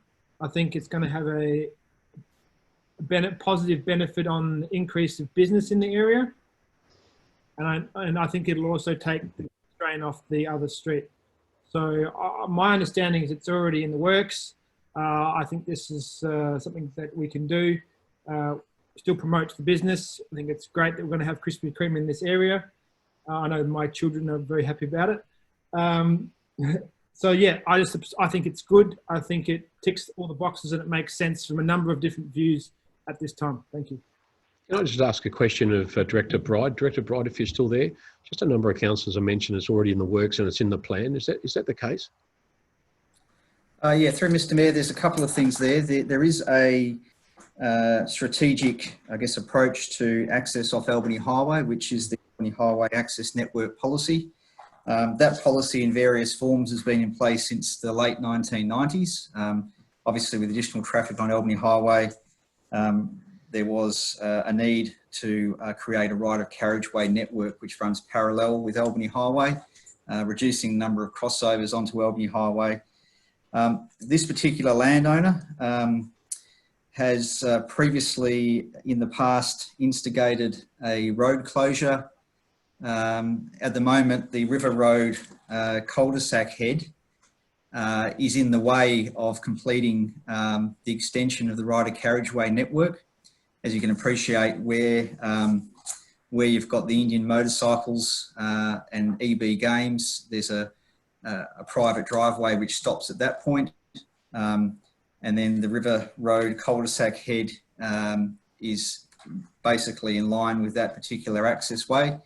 In order to allow that to continue through and to get to the lots in question into the future, there is a need to move the cul-de-sac head on River Road back away from Albany Highway. There's been some concept plans in the past as to how that would proceed. There was an intention from the current landowner to purchase the excess road reserve from the state government, which would then allow some additional parking on that, where the cul-de-sac bulb is at the moment. So there has been some work to achieve that. Of course, in relation to achieving it, there is a lot of land assembly, there's negotiations with surrounding owners. There's a lot of work that would need to be done in order to actually physically rebuild that cul-de-sac head and accommodate the right of carriageway network through. So whilst there has been, I guess, a plan in the past, the landowner was interested and is still interested, as I understand, in moving forward with a road closure. It'll just be that the timing may not align. So, the landowner would potentially, as part of that road closure process, and certainly in relation to a new development over the balance of lot 55, that would normally be something that they would pick up or at least make quite a significant contribution to. But certainly the timing, bringing it forward is something that, yes, it aligns with our strategic vision. Is it critical to move forward now? I guess that's the question that council needs to consider. Just my follow-up question, Director Bride, would be just that allocation, the proposed budget allocation of $100,000. Is that actually an accurate figure? Is that one that the city actually provided? I'm just wondering, it sounded like a lot of work involved over a period of time. Is that including acquisition or whatever might be required to push through that, those works? Yeah, through you, yeah, it is a very much a ballpark figure. It's the best estimate from our development engineering area. So that's what they believe would be the cost. With these sort of things, there are obviously servicing. There is, electricity poles in close proximity to that particular bulb. So there's a lot of unknowns, but certainly in the experience of the officers, it would be around about $100,000 to complete the work. Yep. Okay, thank you. Councillors, thank you very much, Director Bride. Councillors, does anybody have any further questions or would like to speak? Councillor Yasso Ponaturai. Thank you, Mr. Mayor. I'm not actually, I didn't want to speak against this amendment number 2, but my concern is before understanding the actual traffic traveling, or maybe we could do a traffic study later, as far as we make sure the lot is safe by the landowner, maybe Graham Bright can just clarify this very quickly through Mr. Mayor. Do we need to allocate this $100,000 for 2021, or once this Krispy Kreme starts and up and running, and then can we think about for the following year? Is this something very important to allocate that 100,000 now, or is it very important to be acquiring that part of the land is very important? So because then we don't have to block that 100,000 now. Director Bride. Yeah, through Mr. Mayor. Certainly, there is a lot of work that will need to be done beforehand. So, obviously, this recommendation, this motion is looking at listing for consideration of council. It's not making a final determination if it does go through, but there would be a fair amount of work needed to assemble the land. There's land administration requirements. There's detailed design. There is a fair bit of work, and potentially Director Bowe may be able to add to this, involved if that was to appear on the budget. It would be difficult to complete the works, we believe, within the financial year. Certainly we can make a fair bit of headway, but yeah, there is a lot of work that needs to be done prior to getting to the point of constructing those works. Yeah. Thank you, Director Bride. Anybody else? Councillor Holland. I'll just get you to mute yourself. Thank you, Mayor. Yeah, thank you, Mr. Mayor. Look, could I see the amendment again, please, on screen? Stacey, can we please bring the amendment up?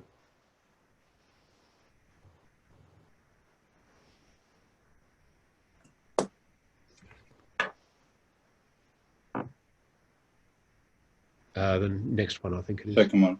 Yep. There it is. Should be on your screen now, Lindsay. Thank you. You said there could be quite a bit of work. Could this be actually construed as a bit of a stimulus package as well? Director Bride. Through Mr. Mayor. Yeah, I guess essentially any infrastructure works, any road upgrades. It's not a large job. We're only looking at repositioning a cul-de-sac head and accommodating a rider carriageway at the end of that head. So look, it's not going to employ a huge amount of people, but certainly any infrastructure project in terms of the amount, the dollar value versus the number of jobs, infrastructure projects are certainly the most voluminous in terms of the employees. Further to that, Mr. Mayor, if I may. Yes, you're speaking for or against? No, I've still got a question on regarding the stimulus. If that 100,000, if it is part of the stimulus, if we do construe it as that, which I think it could be as well, you would say this could take quite a while to get done. Is there any reason why, if this does go forward and it does go into the budget, that it is started relatively quickly so it can be used as a stimulus package? It's no use beginning works in 18 months' time when all this is over. Director Bride. Through Mr. Mayor, the reason why it can't just happen and it's not shovel ready at this point in time, obviously we are working towards delivering that strategic rider carriageway network for the long term. Certainly there's no detailed design that's been done. There would need to be the road closure. A portion of the cul-de-sac would need to occur. That has commenced.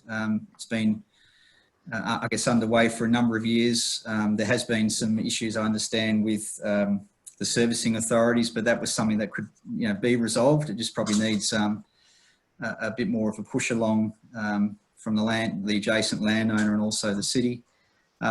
There is some land acquisition needed to create the cul-de-sac bulb. You can imagine that River Road's quite narrow. I think it's about 15 metres. So there's a little bit of land off the lot on the north side of River Road.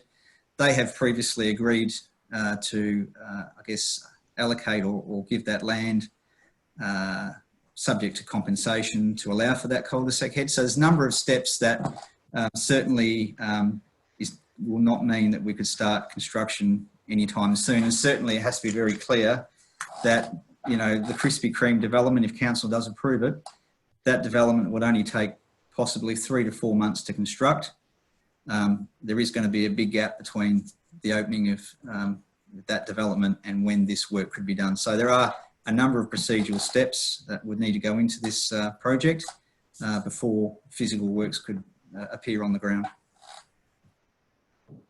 Just my own question, Director Bride, just in relation to the amendment there, I'm just wondering on the top line of that whether it should say a provisional budget allocation, since there's some uncertainty around the, rather than a proposed budget allocation, whether it should say provisional, since there's some uncertainty about the amount that might be required. Or am I overthinking it? Through Mr. Mayor, yeah, well, it is the best estimate to date. So okay. I think putting provisional in there won't have an issue. Okay, move on then. Councillor Holland, anything further? Did you want to speak to it at all, Councillor Holland? I can see your hands. I can see you gesticulating. There you are. Have you got anything further you'd like to say? I didn't have anything on the screen. That was all. That's right. No, Did you have? No, nothing further from me. Thanks. Okay. Does anyone want to speak for or against it? Councillor Ponaturai. Just quick clarification. Thanks through Mr. Mayor, through Graham Bright for clarifying. So what the amendment number 2, so what Councillor Bain is asking is that to reserve the budget for 2021, or even it can be done in 21-22, because if you're saying, because what I'm understanding, you're saying there's a lot of work to be done, so I'm not sure how many months of work it happens, so it may not happen in 2021. But also Councillor Holland had a good question about if it is part of stimulus, yes, we should make it happen now and bring forward. So is the amendment number 2 going to slow down the Krispy Kreme opening? Sorry to ask this question, just clarifying it. I'll go to Director Bride. I understand that the two are completely separate issues. It's not, won't hold up the development application. Through Mr. Mayor, yes, certainly. There's no linkage between these works and the opening of the store. If council does approve the Krispy Kreme development, it can operate once it meets a range of conditions, but certainly a condition hasn't been put on that particular development application or development recommendation that requires the works in place before they open.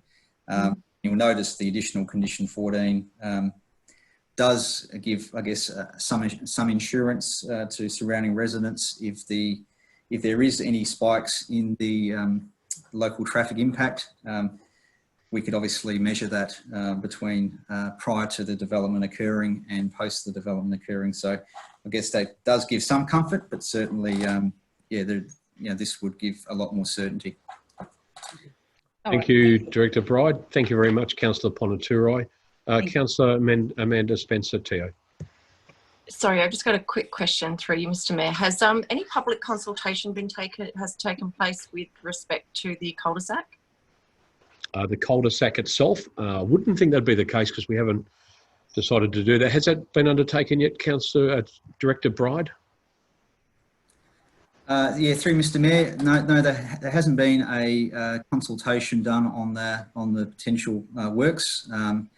There may be a number of residents that are aware of it because it has appeared in the past in relation to a potential rezoning. I think back in about 2008, the landowner was looking at rezoning the property, and that may have been, I guess, an indicative arrangement of that cul-de-sac head as part of that process. But certainly no detailed or targeted consultation would have been done in relation to the works at this stage. Thank you. Thank you, Director. Councillors, I'll just speak, just to move it along. I'll speak in favour of the recommendation. I think in hindsight that what's being proposed, I know how hard Councillor Bain's been working and how closely he's been working alongside the directors the city's officers to put this together. I think if it provides some assurance to residents around there and provides a plan B, I think that's a good thing. So I will be myself in supportive of it, of the recommendation as proposed. If anybody else would like to speak either for or against, I'll hear them. If not, I will go back to Councillor Bain and put it to the vote. Councillor Kunza. Thanks, Mr. Mayor.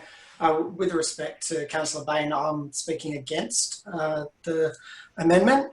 Look, I would have felt more comfortable if a report was asked to come before council. I feel as though, I mean, we had a monthly financial report before that listed a number of infrastructure projects, some of which have been years in the making, and it takes, there's a lot of ramification, potential things that need to be assessed. And so I just don't feel comfortable not knowing more about the costs, the timelines, but more about what this would compete to in terms of costs and staff time against other projects within the city. People have spoken about potential stimulus and an infrastructure project, but I don't think we're going to actually be short of those.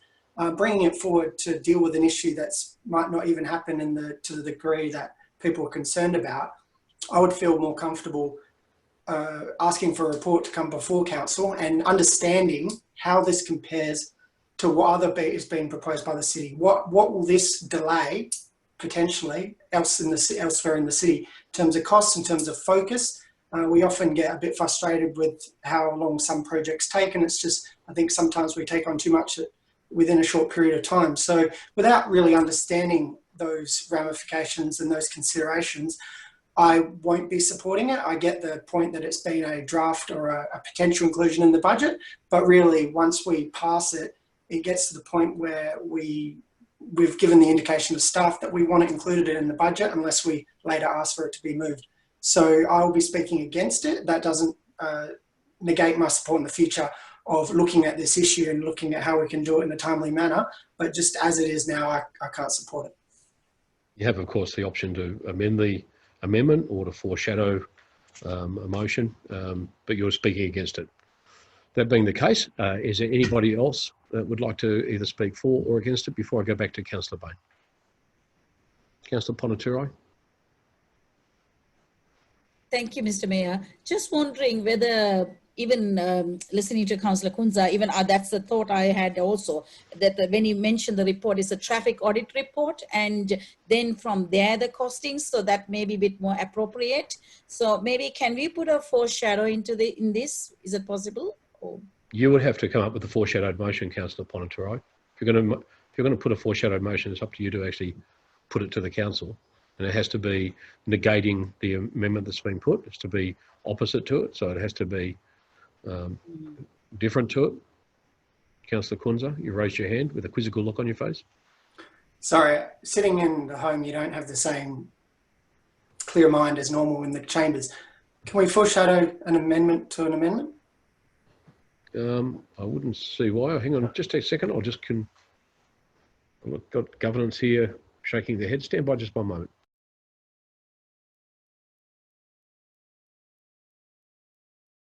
Excuse me for 5 minutes.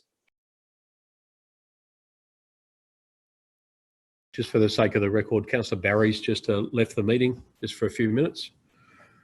The time now is 7:44 and we'll resume. The answer from governance is no, you can't foreshadow. Thank you very much, Councillor Kunza. That's been confirmed by governance here. We'll just deal with the amendment as we have it. So Councillor Kunza, yes? So the correct procedure was if this was defeated, we could then move an amendment that a report be brought back to council regarding the matter. That's exactly it, yes. If there's no one further, I'll ask Councillor Bain just to close in relation to the amendment. Anything further you'd like to add before we put your amendment to the vote? Yes. Thank you, Mr. Mayor. So once again, I just ask my fellow councillors to support the residents of the local area and to get the right of carriageway built sooner rather than later. Thank you, everyone. Thank you. Excuse me, I just got governance talking.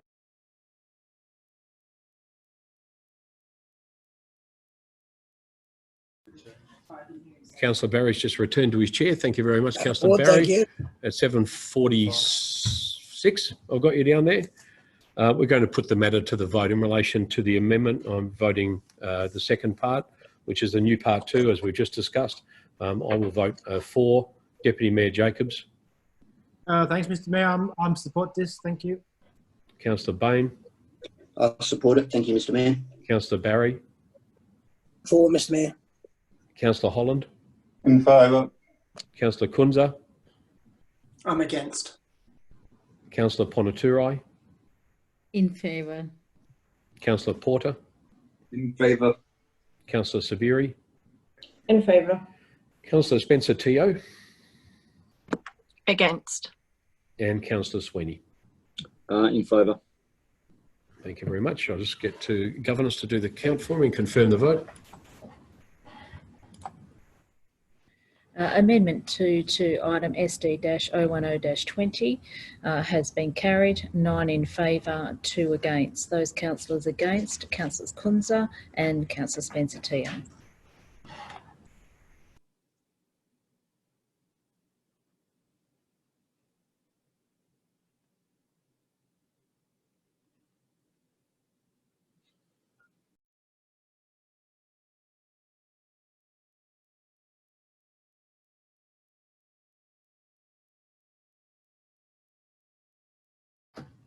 I think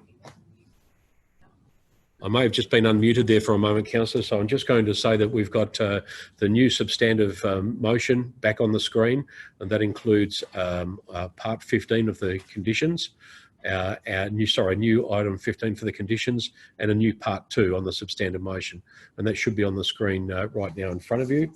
The original movers of that motion were, and this is going back to the substantive motion now, which was Councillor Ponaturai moved that motion. Councillor Kunza seconded that motion. Both of those councillors spoke. I myself also spoke. Can we have anybody else that would like to speak for or against? Councillor Sarah Sabiri. Thank you. I'm speaking against supersizing Cannington, basically. I really don't believe the proposal that we have in front of us meets our sustainability principles, our policy.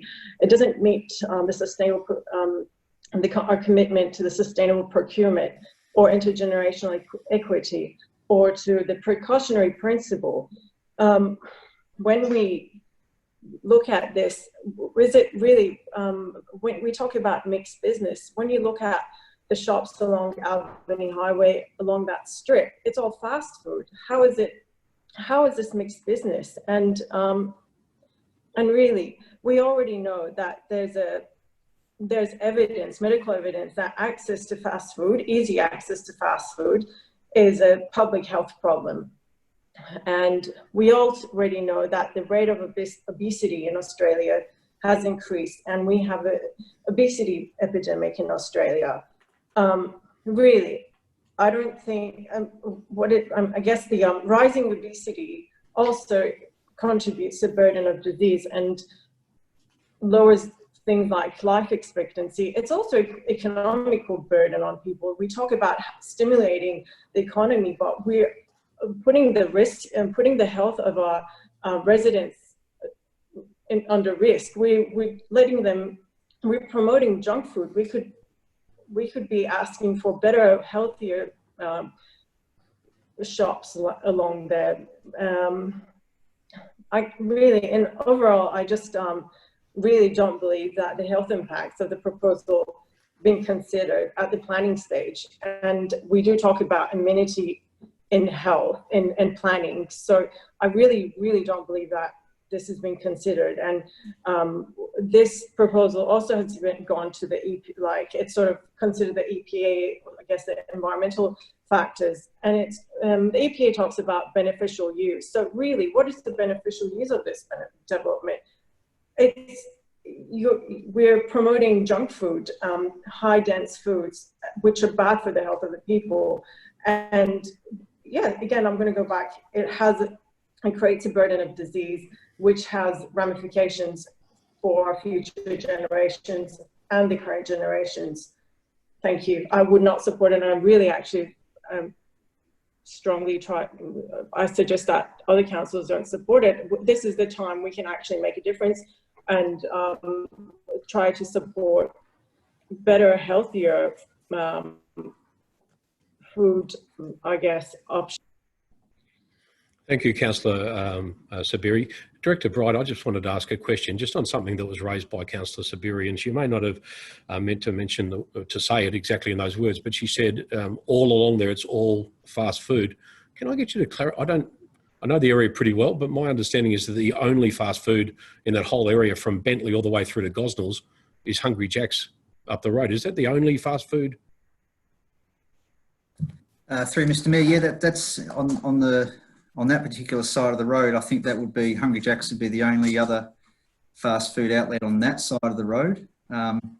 Obviously, on the other side of the road, there's the McDonald's, which is in the other side, yeah. Albany Highway. But yeah, certainly on that northbound lane of Albany Highway, this would be the second one in that area. Okay, thank you. Does anyone else want to speak for or against? I had the Deputy Mayor Jesse Jacobs.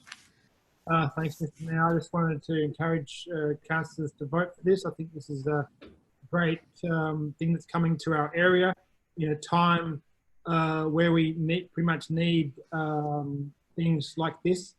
I think I actually have been to Krispy Kreme. Look, I know that the perception is that it's all donuts, but it also does have a very good menu. I've just been looking at the menu. Of savoury items. You can get smoked salmon bagel is a favourite of mine. So I think that they understand that, you know, they have an obligation to be healthy. Sure, you can get donuts. Sure, you can get a good coffee, but you can also get some very good, healthy, savoury food. I think that we're a sub-centre, and if we don't take this, quite frankly, I'm pretty sure they're going to go down the street 200 metres and they'll be in Gosnells. So we won't be able to capture it. I think that area we're promoting is the city centre, and I just think it's a perfect fit. If we don't go there, it's good for the business, it's good for Canning, and it's good for us in difficult times. Sure, in a ideal environment, we could pick and choose, but at this time, I have to make a decision, and I think this is in the best interest of our residents. And I know that residents do eat healthy, and there's a selection of foods there that meet everyone's needs. Thank you. Thank you very much, Deputy Mayor. Anyone else? Councillor Ponaturai.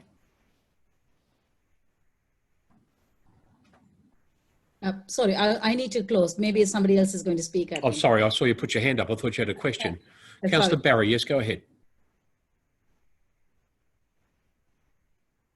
Thank you, Mr. Mayor. I agree with what Councillor Sabiri said. I'll be speaking against it. I hope Deputy Mayor Jacobs is right. They do go a couple of 100 yards up the street, because then they won't have the problem of a rat run or a hypothetical rat run. Going back to the rat run being a hypothetical, well, when I'm reading this, I think some of the modelling that those particular gentlemen have done were hypothetical as well. And in relation to the Chemist Warehouse, they already have the advantage of that right away. So that's where they benefit there. I mean, I've only voted for the amendments because I don't know whether this will get up or not. But I mean, I thought that the amendments of Councillor Bain were good. Now, talking about the rat run, I mean, as we can see, Mayor, you said you grew up in the area. Well, you would know that Nicholson Road, and they've got bollards, and that's probably the reason why they did put them there. But now what will happen is that they will come down Nicholson Road, probably go turn left into there, turn left and go either in front of the Solver Repco shops or behind it, just to get to their marvellous Krispy Kremes. As for the right of way, what Councillor Bain put forward, I mean, Lot 55 basically has to be developed, and I think somewhere on the line I was looking at some of the old plans of right of ways, and that right of way has been there on the books since about 1994 or something. So maybe in another 20 years that might happen. So we can take that into account. The submission by cars, I thought that was a significant submission, because those people have been there for a long time. They probably know better than us the amount of crashes, given the fact that their office is just about on it. From the point of view of the odour, I think that's okay. We can talk about the odour now, and it's like Tip Top Bakeries out in Canning Vale Way. For the first 6 months, it's beautiful to wake up to the smell of that, but after that, you start to get a little bit nauseated by it. I mean, I just sort of think, to the extent that we're talking about dollar is king, but we're basically throwing the residents to the wolves. I mean, I was reading the table zones, and as a fast food, it's an X, so it's not even supposed to be there. Then we bring in as a community purpose. I don't know what the community purpose is there, particularly in relation to what Councillor Sabiri is saying, is, some people might say that we're condemning people to death. So apart from that, the road survey, they said they didn't need that. If they didn't need that for the Albany Highway, and I thought I heard earlier in the evening that it was 63,000 cars per week. I think that's more like 63,000 per day. As for the acoustic wall, now at 2 metres high, I mean, unless it's being used as a test track for slippers and moccasins, I just don't think that would work. I really don't. But nevertheless, that's probably about all I've got to say, apart from the fact that, with the odour and the car's door slamming, 2 metre wall is pretty much going to do nothing. So I'll certainly be voting against it. Thank you, Mr. Mayor.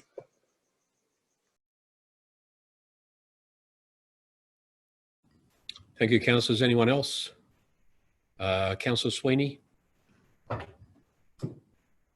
Yeah, thank you, Mr. Mayor. While I also agree with Councillor Sabiri, nearly most of the things that she said, I'm actually going to vote in favour of the officer's recommendations in relation to this. For me, this just gets back down to buyer beware. As Councillor Barry raised, these residents here have probably been there for quite a long time, but when they purchased the residential property there, they would have known that they were purchasing in a zoned commercial area. So for me, it's buyer beware, and they probably got those properties because of that zoned commercial area at a reduced cost. So, for me, this application, the DA meets all the requirements for the site. We've gone through, I'm not going to go through it again in relation to the odour or the noise. As far as the rat run, the only comment that I will make is that there are existing businesses along the Albany Highway already operating, very successful businesses.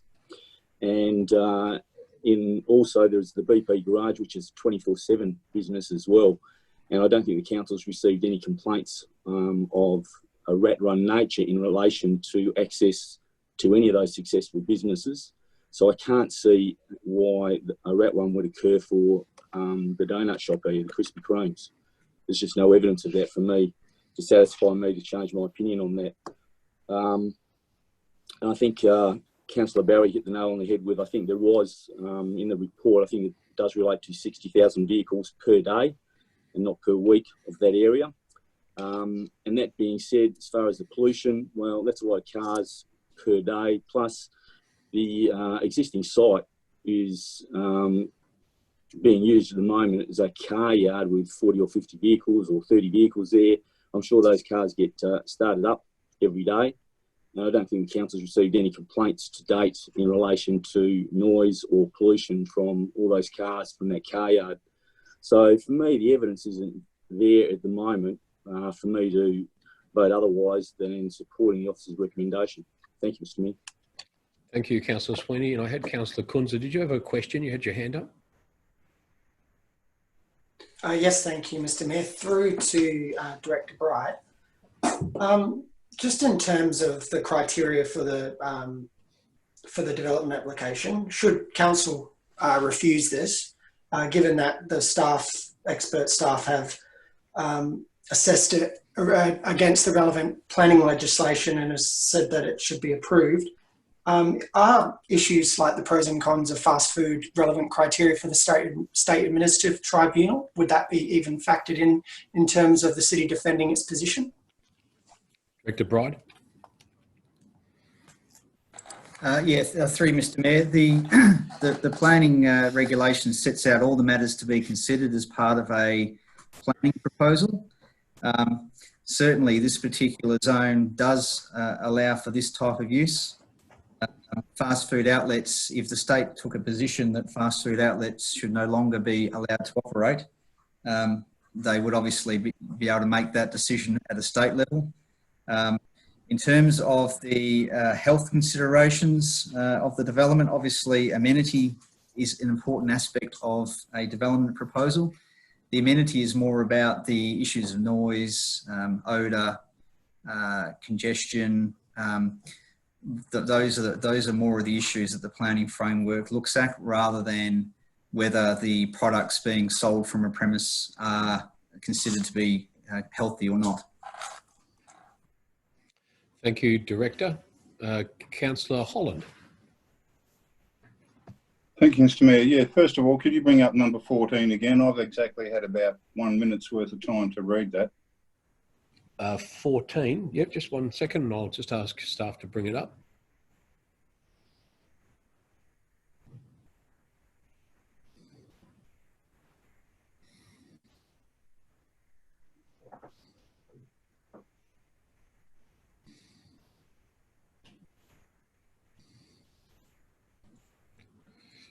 Just stand by, Councillor Holland. We're just trying to get that up for you.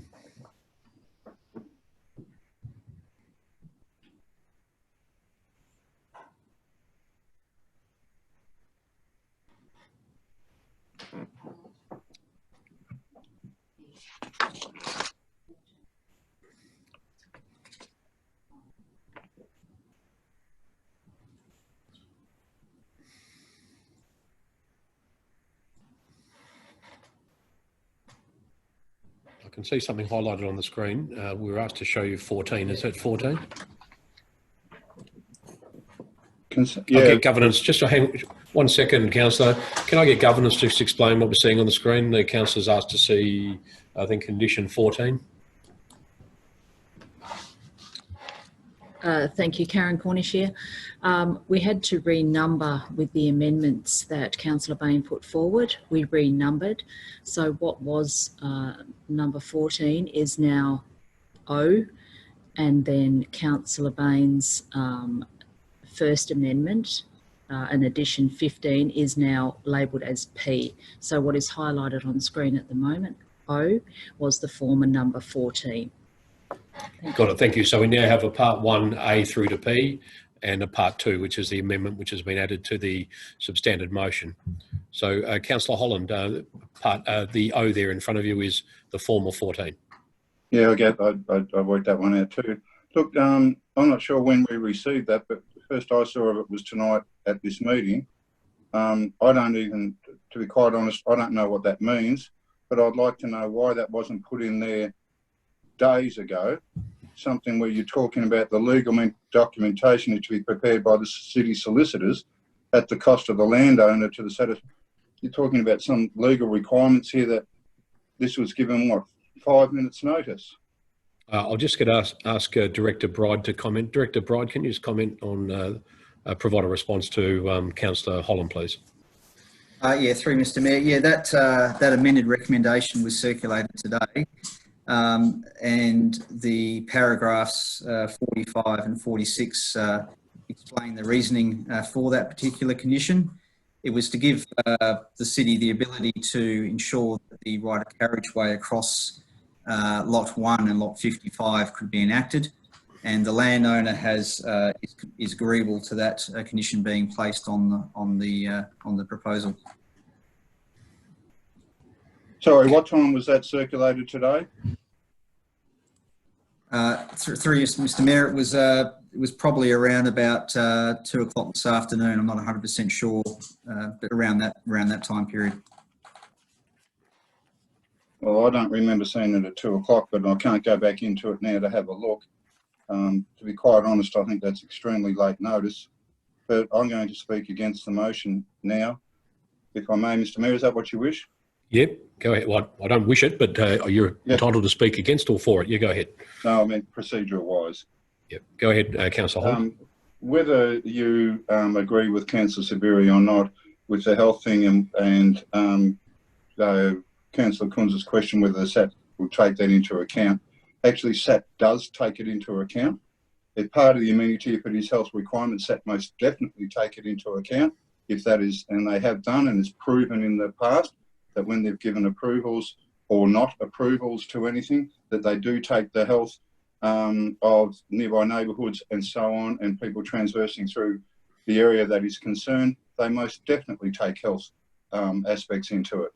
Now, the parts that I'm a little bit concerned about, yeah, if they go up the southbound traffic going up and going past the proposed lot, which is the car yard, and then go up over Nicholson Road, and then they're expected to come back, do that U-turn and come back without using a rat run. It's to get back, to go back down to south again would be prohibitive to go using just Albany Highway, I would think. As far as emissions and everything else, it was brought up just before about, well, there was already a car yard there and a petrol station. Yeah, the petrol station, that's quite relevant. The car yard is not, because the car yard ceases business at 6 o'clock and 1 o'clock on a Saturday and 9 o'clock on a Wednesday. So it's not part of the late evenings where car doors and whatever else were brought into, were suggested might come into it. We have had a lot of complaints or of, not complaints, people putting their position against this development. While I agree with Councillor Yasso most definitely, and also Councillor Kunze and several others and the Deputy Mayor, that having the business come into it, yeah, is of vital importance, but we still can't have a business come into the detriment of our local residents who have been there for 30 years and if not longer. And whether that was zoned commercial back then, I don't know. I'm not sure how long it was. Now, the part going past Woodlows, if that becomes a rat run, and if it does, which we cannot tell at this moment, but all logic would dictate that it would be. It's a very important part, as we've been told by the city. It is a very important part of the historical part of the city down there, where a lot of people go riding, they play, they push bikes and all, and so on and so forth. So to have it, if it did become a rat run, it'd be disastrous down there. The amendment, if it went through, I think that was a good one, Councillor Bain, for the signs and so on. I think that would mitigate it quite a bit. I'm not sure the actual repositioning and everything of the cul-de-sac is something that I'm not too 100% sure on, to be quite honest. But the impacts here, it could be quite high on the local residents. It's a hard one to argue against Councillor Yasso's thing for the development and having business and business opportunities and the employment, as the Mayor suggested, up to, or mentioned, up to 50 people. But we've got to take into account everybody here, and especially the residents. They have got a say, and their say should not be dismissed at all in this area, I don't believe. So that's all. Thank you, Mr. Mayor. Thank you. And I'll just refer to Director Bride, but only from the point of view that Councillor Holland made a fairly equivocal statement in relation to the deliberations of the SAT, and it seemed to call into question what was actually said by Director Bride to the councillors when making their decision. Councillor Bride, can I ask just in relation to what was just stated by Councillor Holland, is that absolutely right in relation to what he said about the deliberations of the SAT?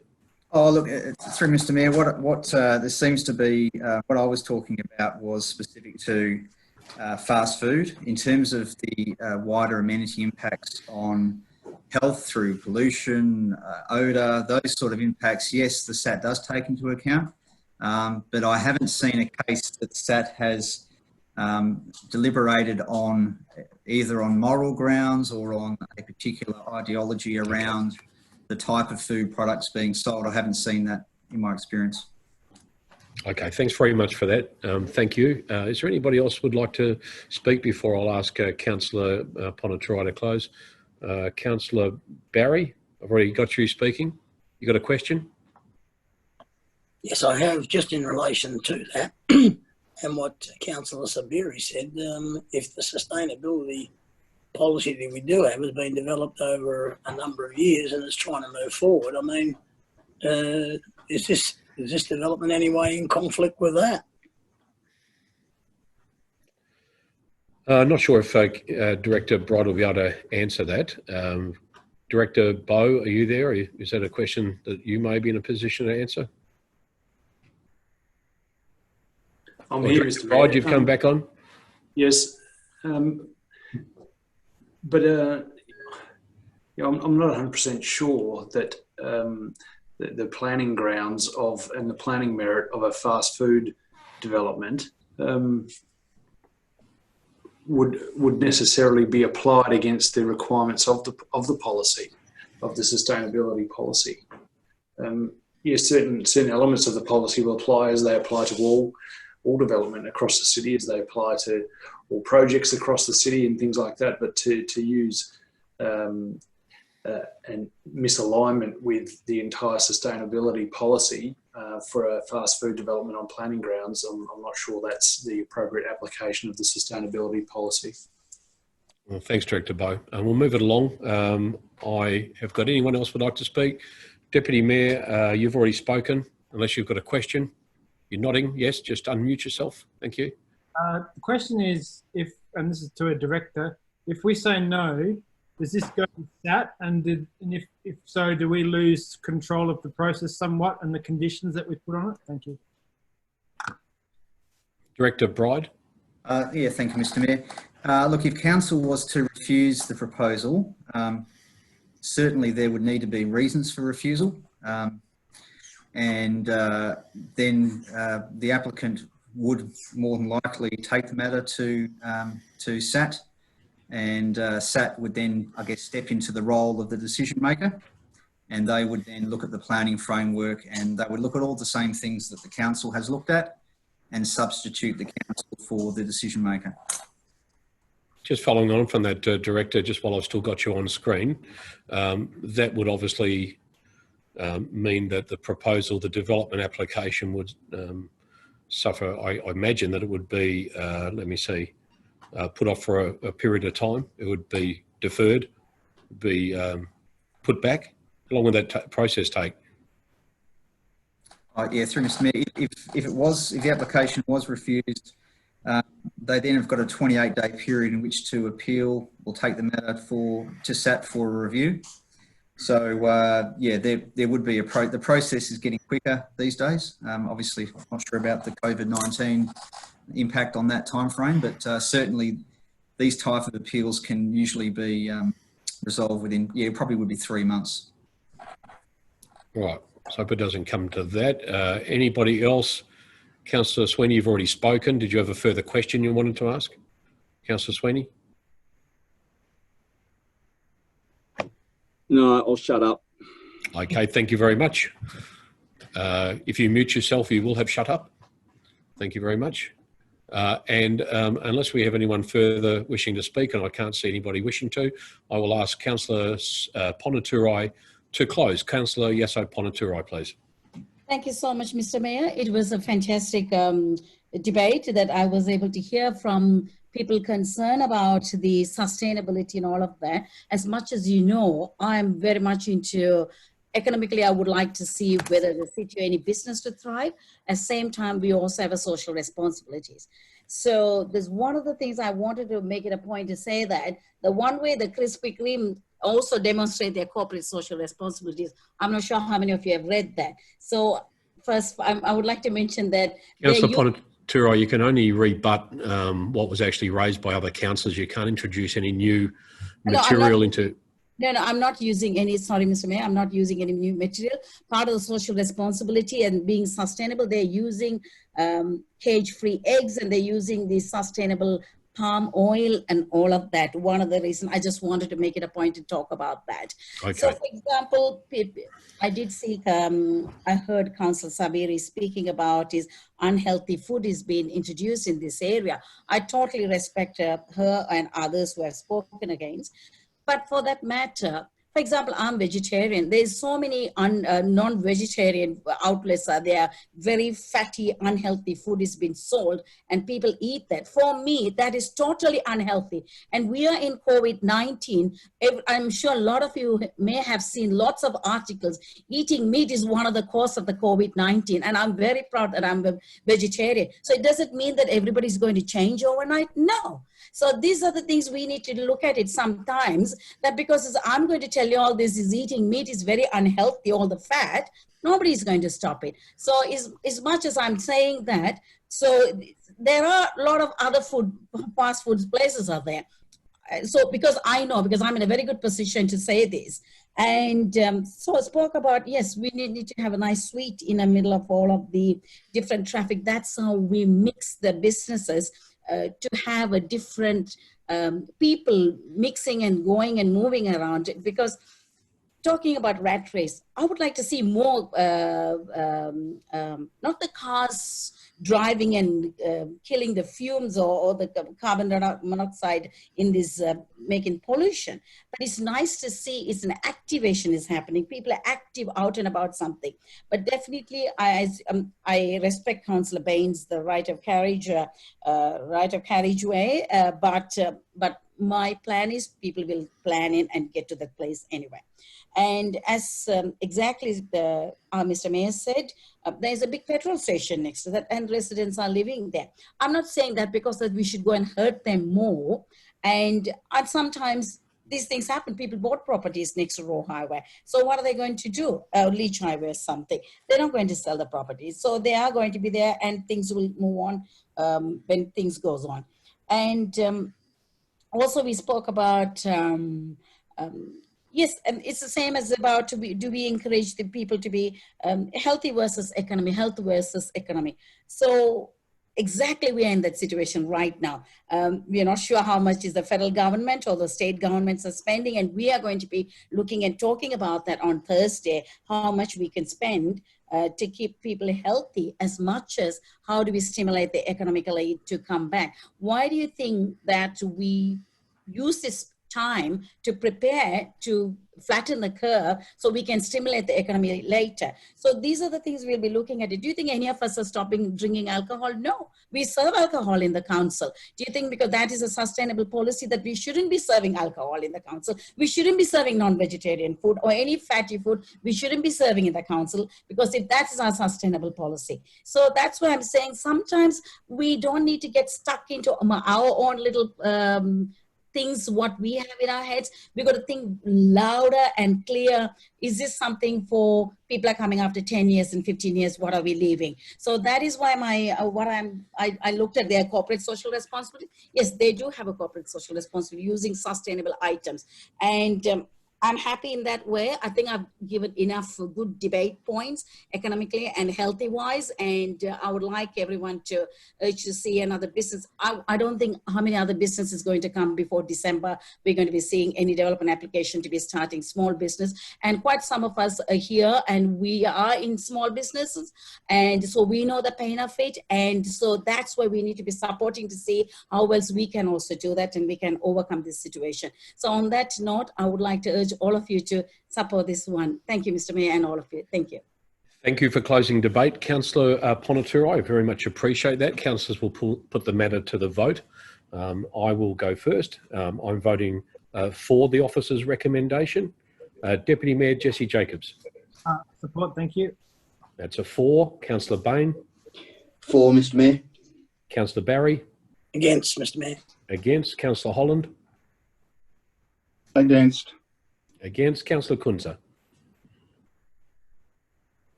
Councillor Kunza, I haven't got you there yet. Sorry, I'm in favour, thank you. In favour, that's a 4. Councillor Ponaturai. I'm in favour, thank you. Thank you. Councillor Porter. In favour. Thank you. Councillor Sabiri. Against. Against. Councillor Spencer Teo. In favour. And Councillor Sweeney. Yep, in favour. Thank you, councillors. I'll just wait for governance to reconcile the vote.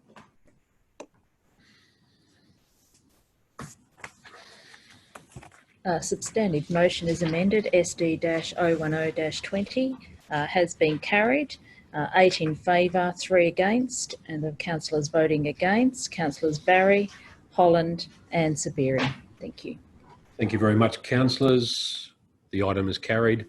We move to item 13.4 on tonight's agenda.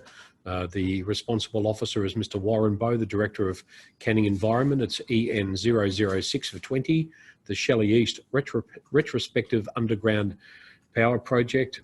The recommendation, councillors, is on your screen right now.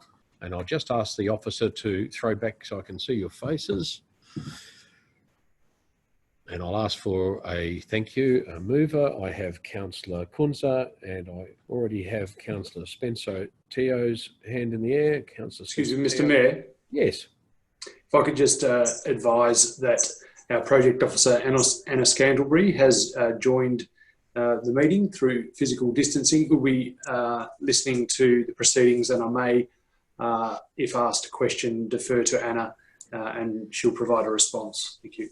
Thank you. For the sake of the recording, that was Director Bowe speaking, and welcome to the meeting, Anna. Councillor Kunza, the item was on the screen a moment ago. The recommendation was before you. Can I get you to open debate? You want to speak for it? Yeah, I'd be honoured to, Mr. Mayor. I strongly speak in favour of the officer recommendation. Note, while the reporting date is the 16th of April 2020, this project basically started 20 years ago when Rossbourne had his electricity infrastructure undergrounded. While many people in Shelley supported their suburb also receiving underground power for varying reasons, it didn't eventuate, and so people have been pushing for this project ever since. When Shelley West was announced at the start of 2017, there was dismay amongst the people in Shelley East because, remarkably, there were more support in the city survey in Shelley East for underground power than there was Shelley West. But due to the state of the infrastructure in Shelley West got the tick. So I just want to say a big thank you to Director Bowe and his team, especially Anna Scandalbury, sorry, I hope I said that correct, for pursuing this opportunity, because it's remarkable that given the dismay a number of years ago, we've got to this point where we have an opportunity to ensure that Shelley's not divided. I support delaying the cash calls to Western Power and ensure the project continues, but there's not a potential financial impediment for local residents during this time. And look, Council, we've got an opportunity here, a proposal to ensure the majority of Shelley receives underground power, has majority support, even with residents knowing the likely costs. Our survey shows that. And so I encourage you all to support it and provide support unanimously. Thank you. Thank you very much, Councillor Spencer Teo. I'm also in support and have nothing further to add. Thank you very much. Look, I'll just add, I'm obviously in support of, well, not obviously, but I am in support. I'm really excited about what's on the agenda tonight, not only this project, but what else is happening at Shelley West, but also the project we'll look at soon in St. James. I mean, very soon, the City of Canning is in such a fortunate position. We're going to have 2 entire suburbs practically with greatly increased tree canopy over the next umpteen years, and we're going to see that, and so will the next generation of kids coming through in St. James and also Shelley. Those that have driven through areas like Mount Pleasant and other areas of Perth, Rossbourne is one of them that have got underground power. You can't help but be just absolutely impressed by the tree canopy. It is just like a different world. So I'm just absolutely thrilled that we'll be soon considering that for St. James. I think that'll be fabulous for that whole corridor, and also long overdue for Shelley. I'm really pleased to say in paragraph 17 of the report, it's been mooted, and you have to agree, this is such an important COVID-19 economic stimulus project. The 2 projects together will amount to over $13 million in total of local infrastructure investment, which is actually locked in at a time when the world is so uncertain. If we vote on this tonight, the project is pretty much locked and loaded in partnership with state government, and in a time of great uncertainty, both socially and economically, and also perhaps environmentally, we can tonight deliver 2 huge projects, which will deliver long-term environmental benefit to our residents. I'm really excited by it. So myself, I was going to say me, myself and I, but I won't. I am fully supportive of this. Is there anyone else wish to speak? Councillor Holland, I can see your hand up. Councillor Holland. Thank you, Mr. Mayor. Yeah, I'm speaking in favour of the motion. To be quite honest, I'll just go ditto with you because I actually pretty well agree with everything you said, which is probably first time, Mr. Mayor, I'd say, wouldn't it? Going to happen more often, I reckon. Yeah, but I think that, yeah, it's the right timing. It will be part of a stimulus thing. Yeah, I'm 100% in favour of this, especially now. Thank you. Terrific. Anyone else? Thanks, councillors. I might, Councillor Kunz, there's no point in closing. No one's spoken against it. I'm hoping for unanimous support. Councillors, I will put this to the vote. Thanks so much for your contribution to those who spoke. Myself, I will put the vote. I obviously am in favour. Deputy Mayor Jesse Jacobs. I didn't quite catch that. Was that in favour? I'm in favour. Thanks, Mr. Mayor. Got it. Thank you so much. Councillor Bain. In favour. Thank you, Mr. Mayor. Councillor Barry. For, Mr. Mayor. Thank you. Councillor Holland. In favour. Councillor Kunza. In favour. Thank you. Councillor Ponaturai. Yeah, in favour. Thank you, Councillor Mr. Porter. In favour. Councillor Sabiri. In favour. Councillor Spencer Teo. In favour. And Councillor Sweeney. For, Mr. Mayor. Thank you very much. Put that to governance. Motion EN-006-20 has been carried unanimously. That's 11 in favour. Thank you very much, councillors. We move to EN 007 of 20, and this is the St James Network Renewal Underground Program Pilot, also known as the NRUPP. The officer recommendation will soon be on the screen, and there it is magically appearing. Thank you very much to staff. Can I have a mover for that item? I'll just wait for it all to appear on screen. Thank you very much. I've got Councillor Holland, and then I've got Councillor Barry as a seconder. Councillor Holland. Thank you, Mr. Mayor. Yeah, once again, I'm in favour of this. I think the time is right for this to be done too, especially the area with St James. It's a thing in the future. Underground power, it is the future. It's the way to go. Eventually, we'll, when money allows it, the whole place should be in underground power. I don't think anyone can argue against the benefits of underground power. And once again, I think it's the time is exactly right for this to start now. So I won't waste any more time. I'm in favour. Thank you. Thank you very much. Councillor Barry.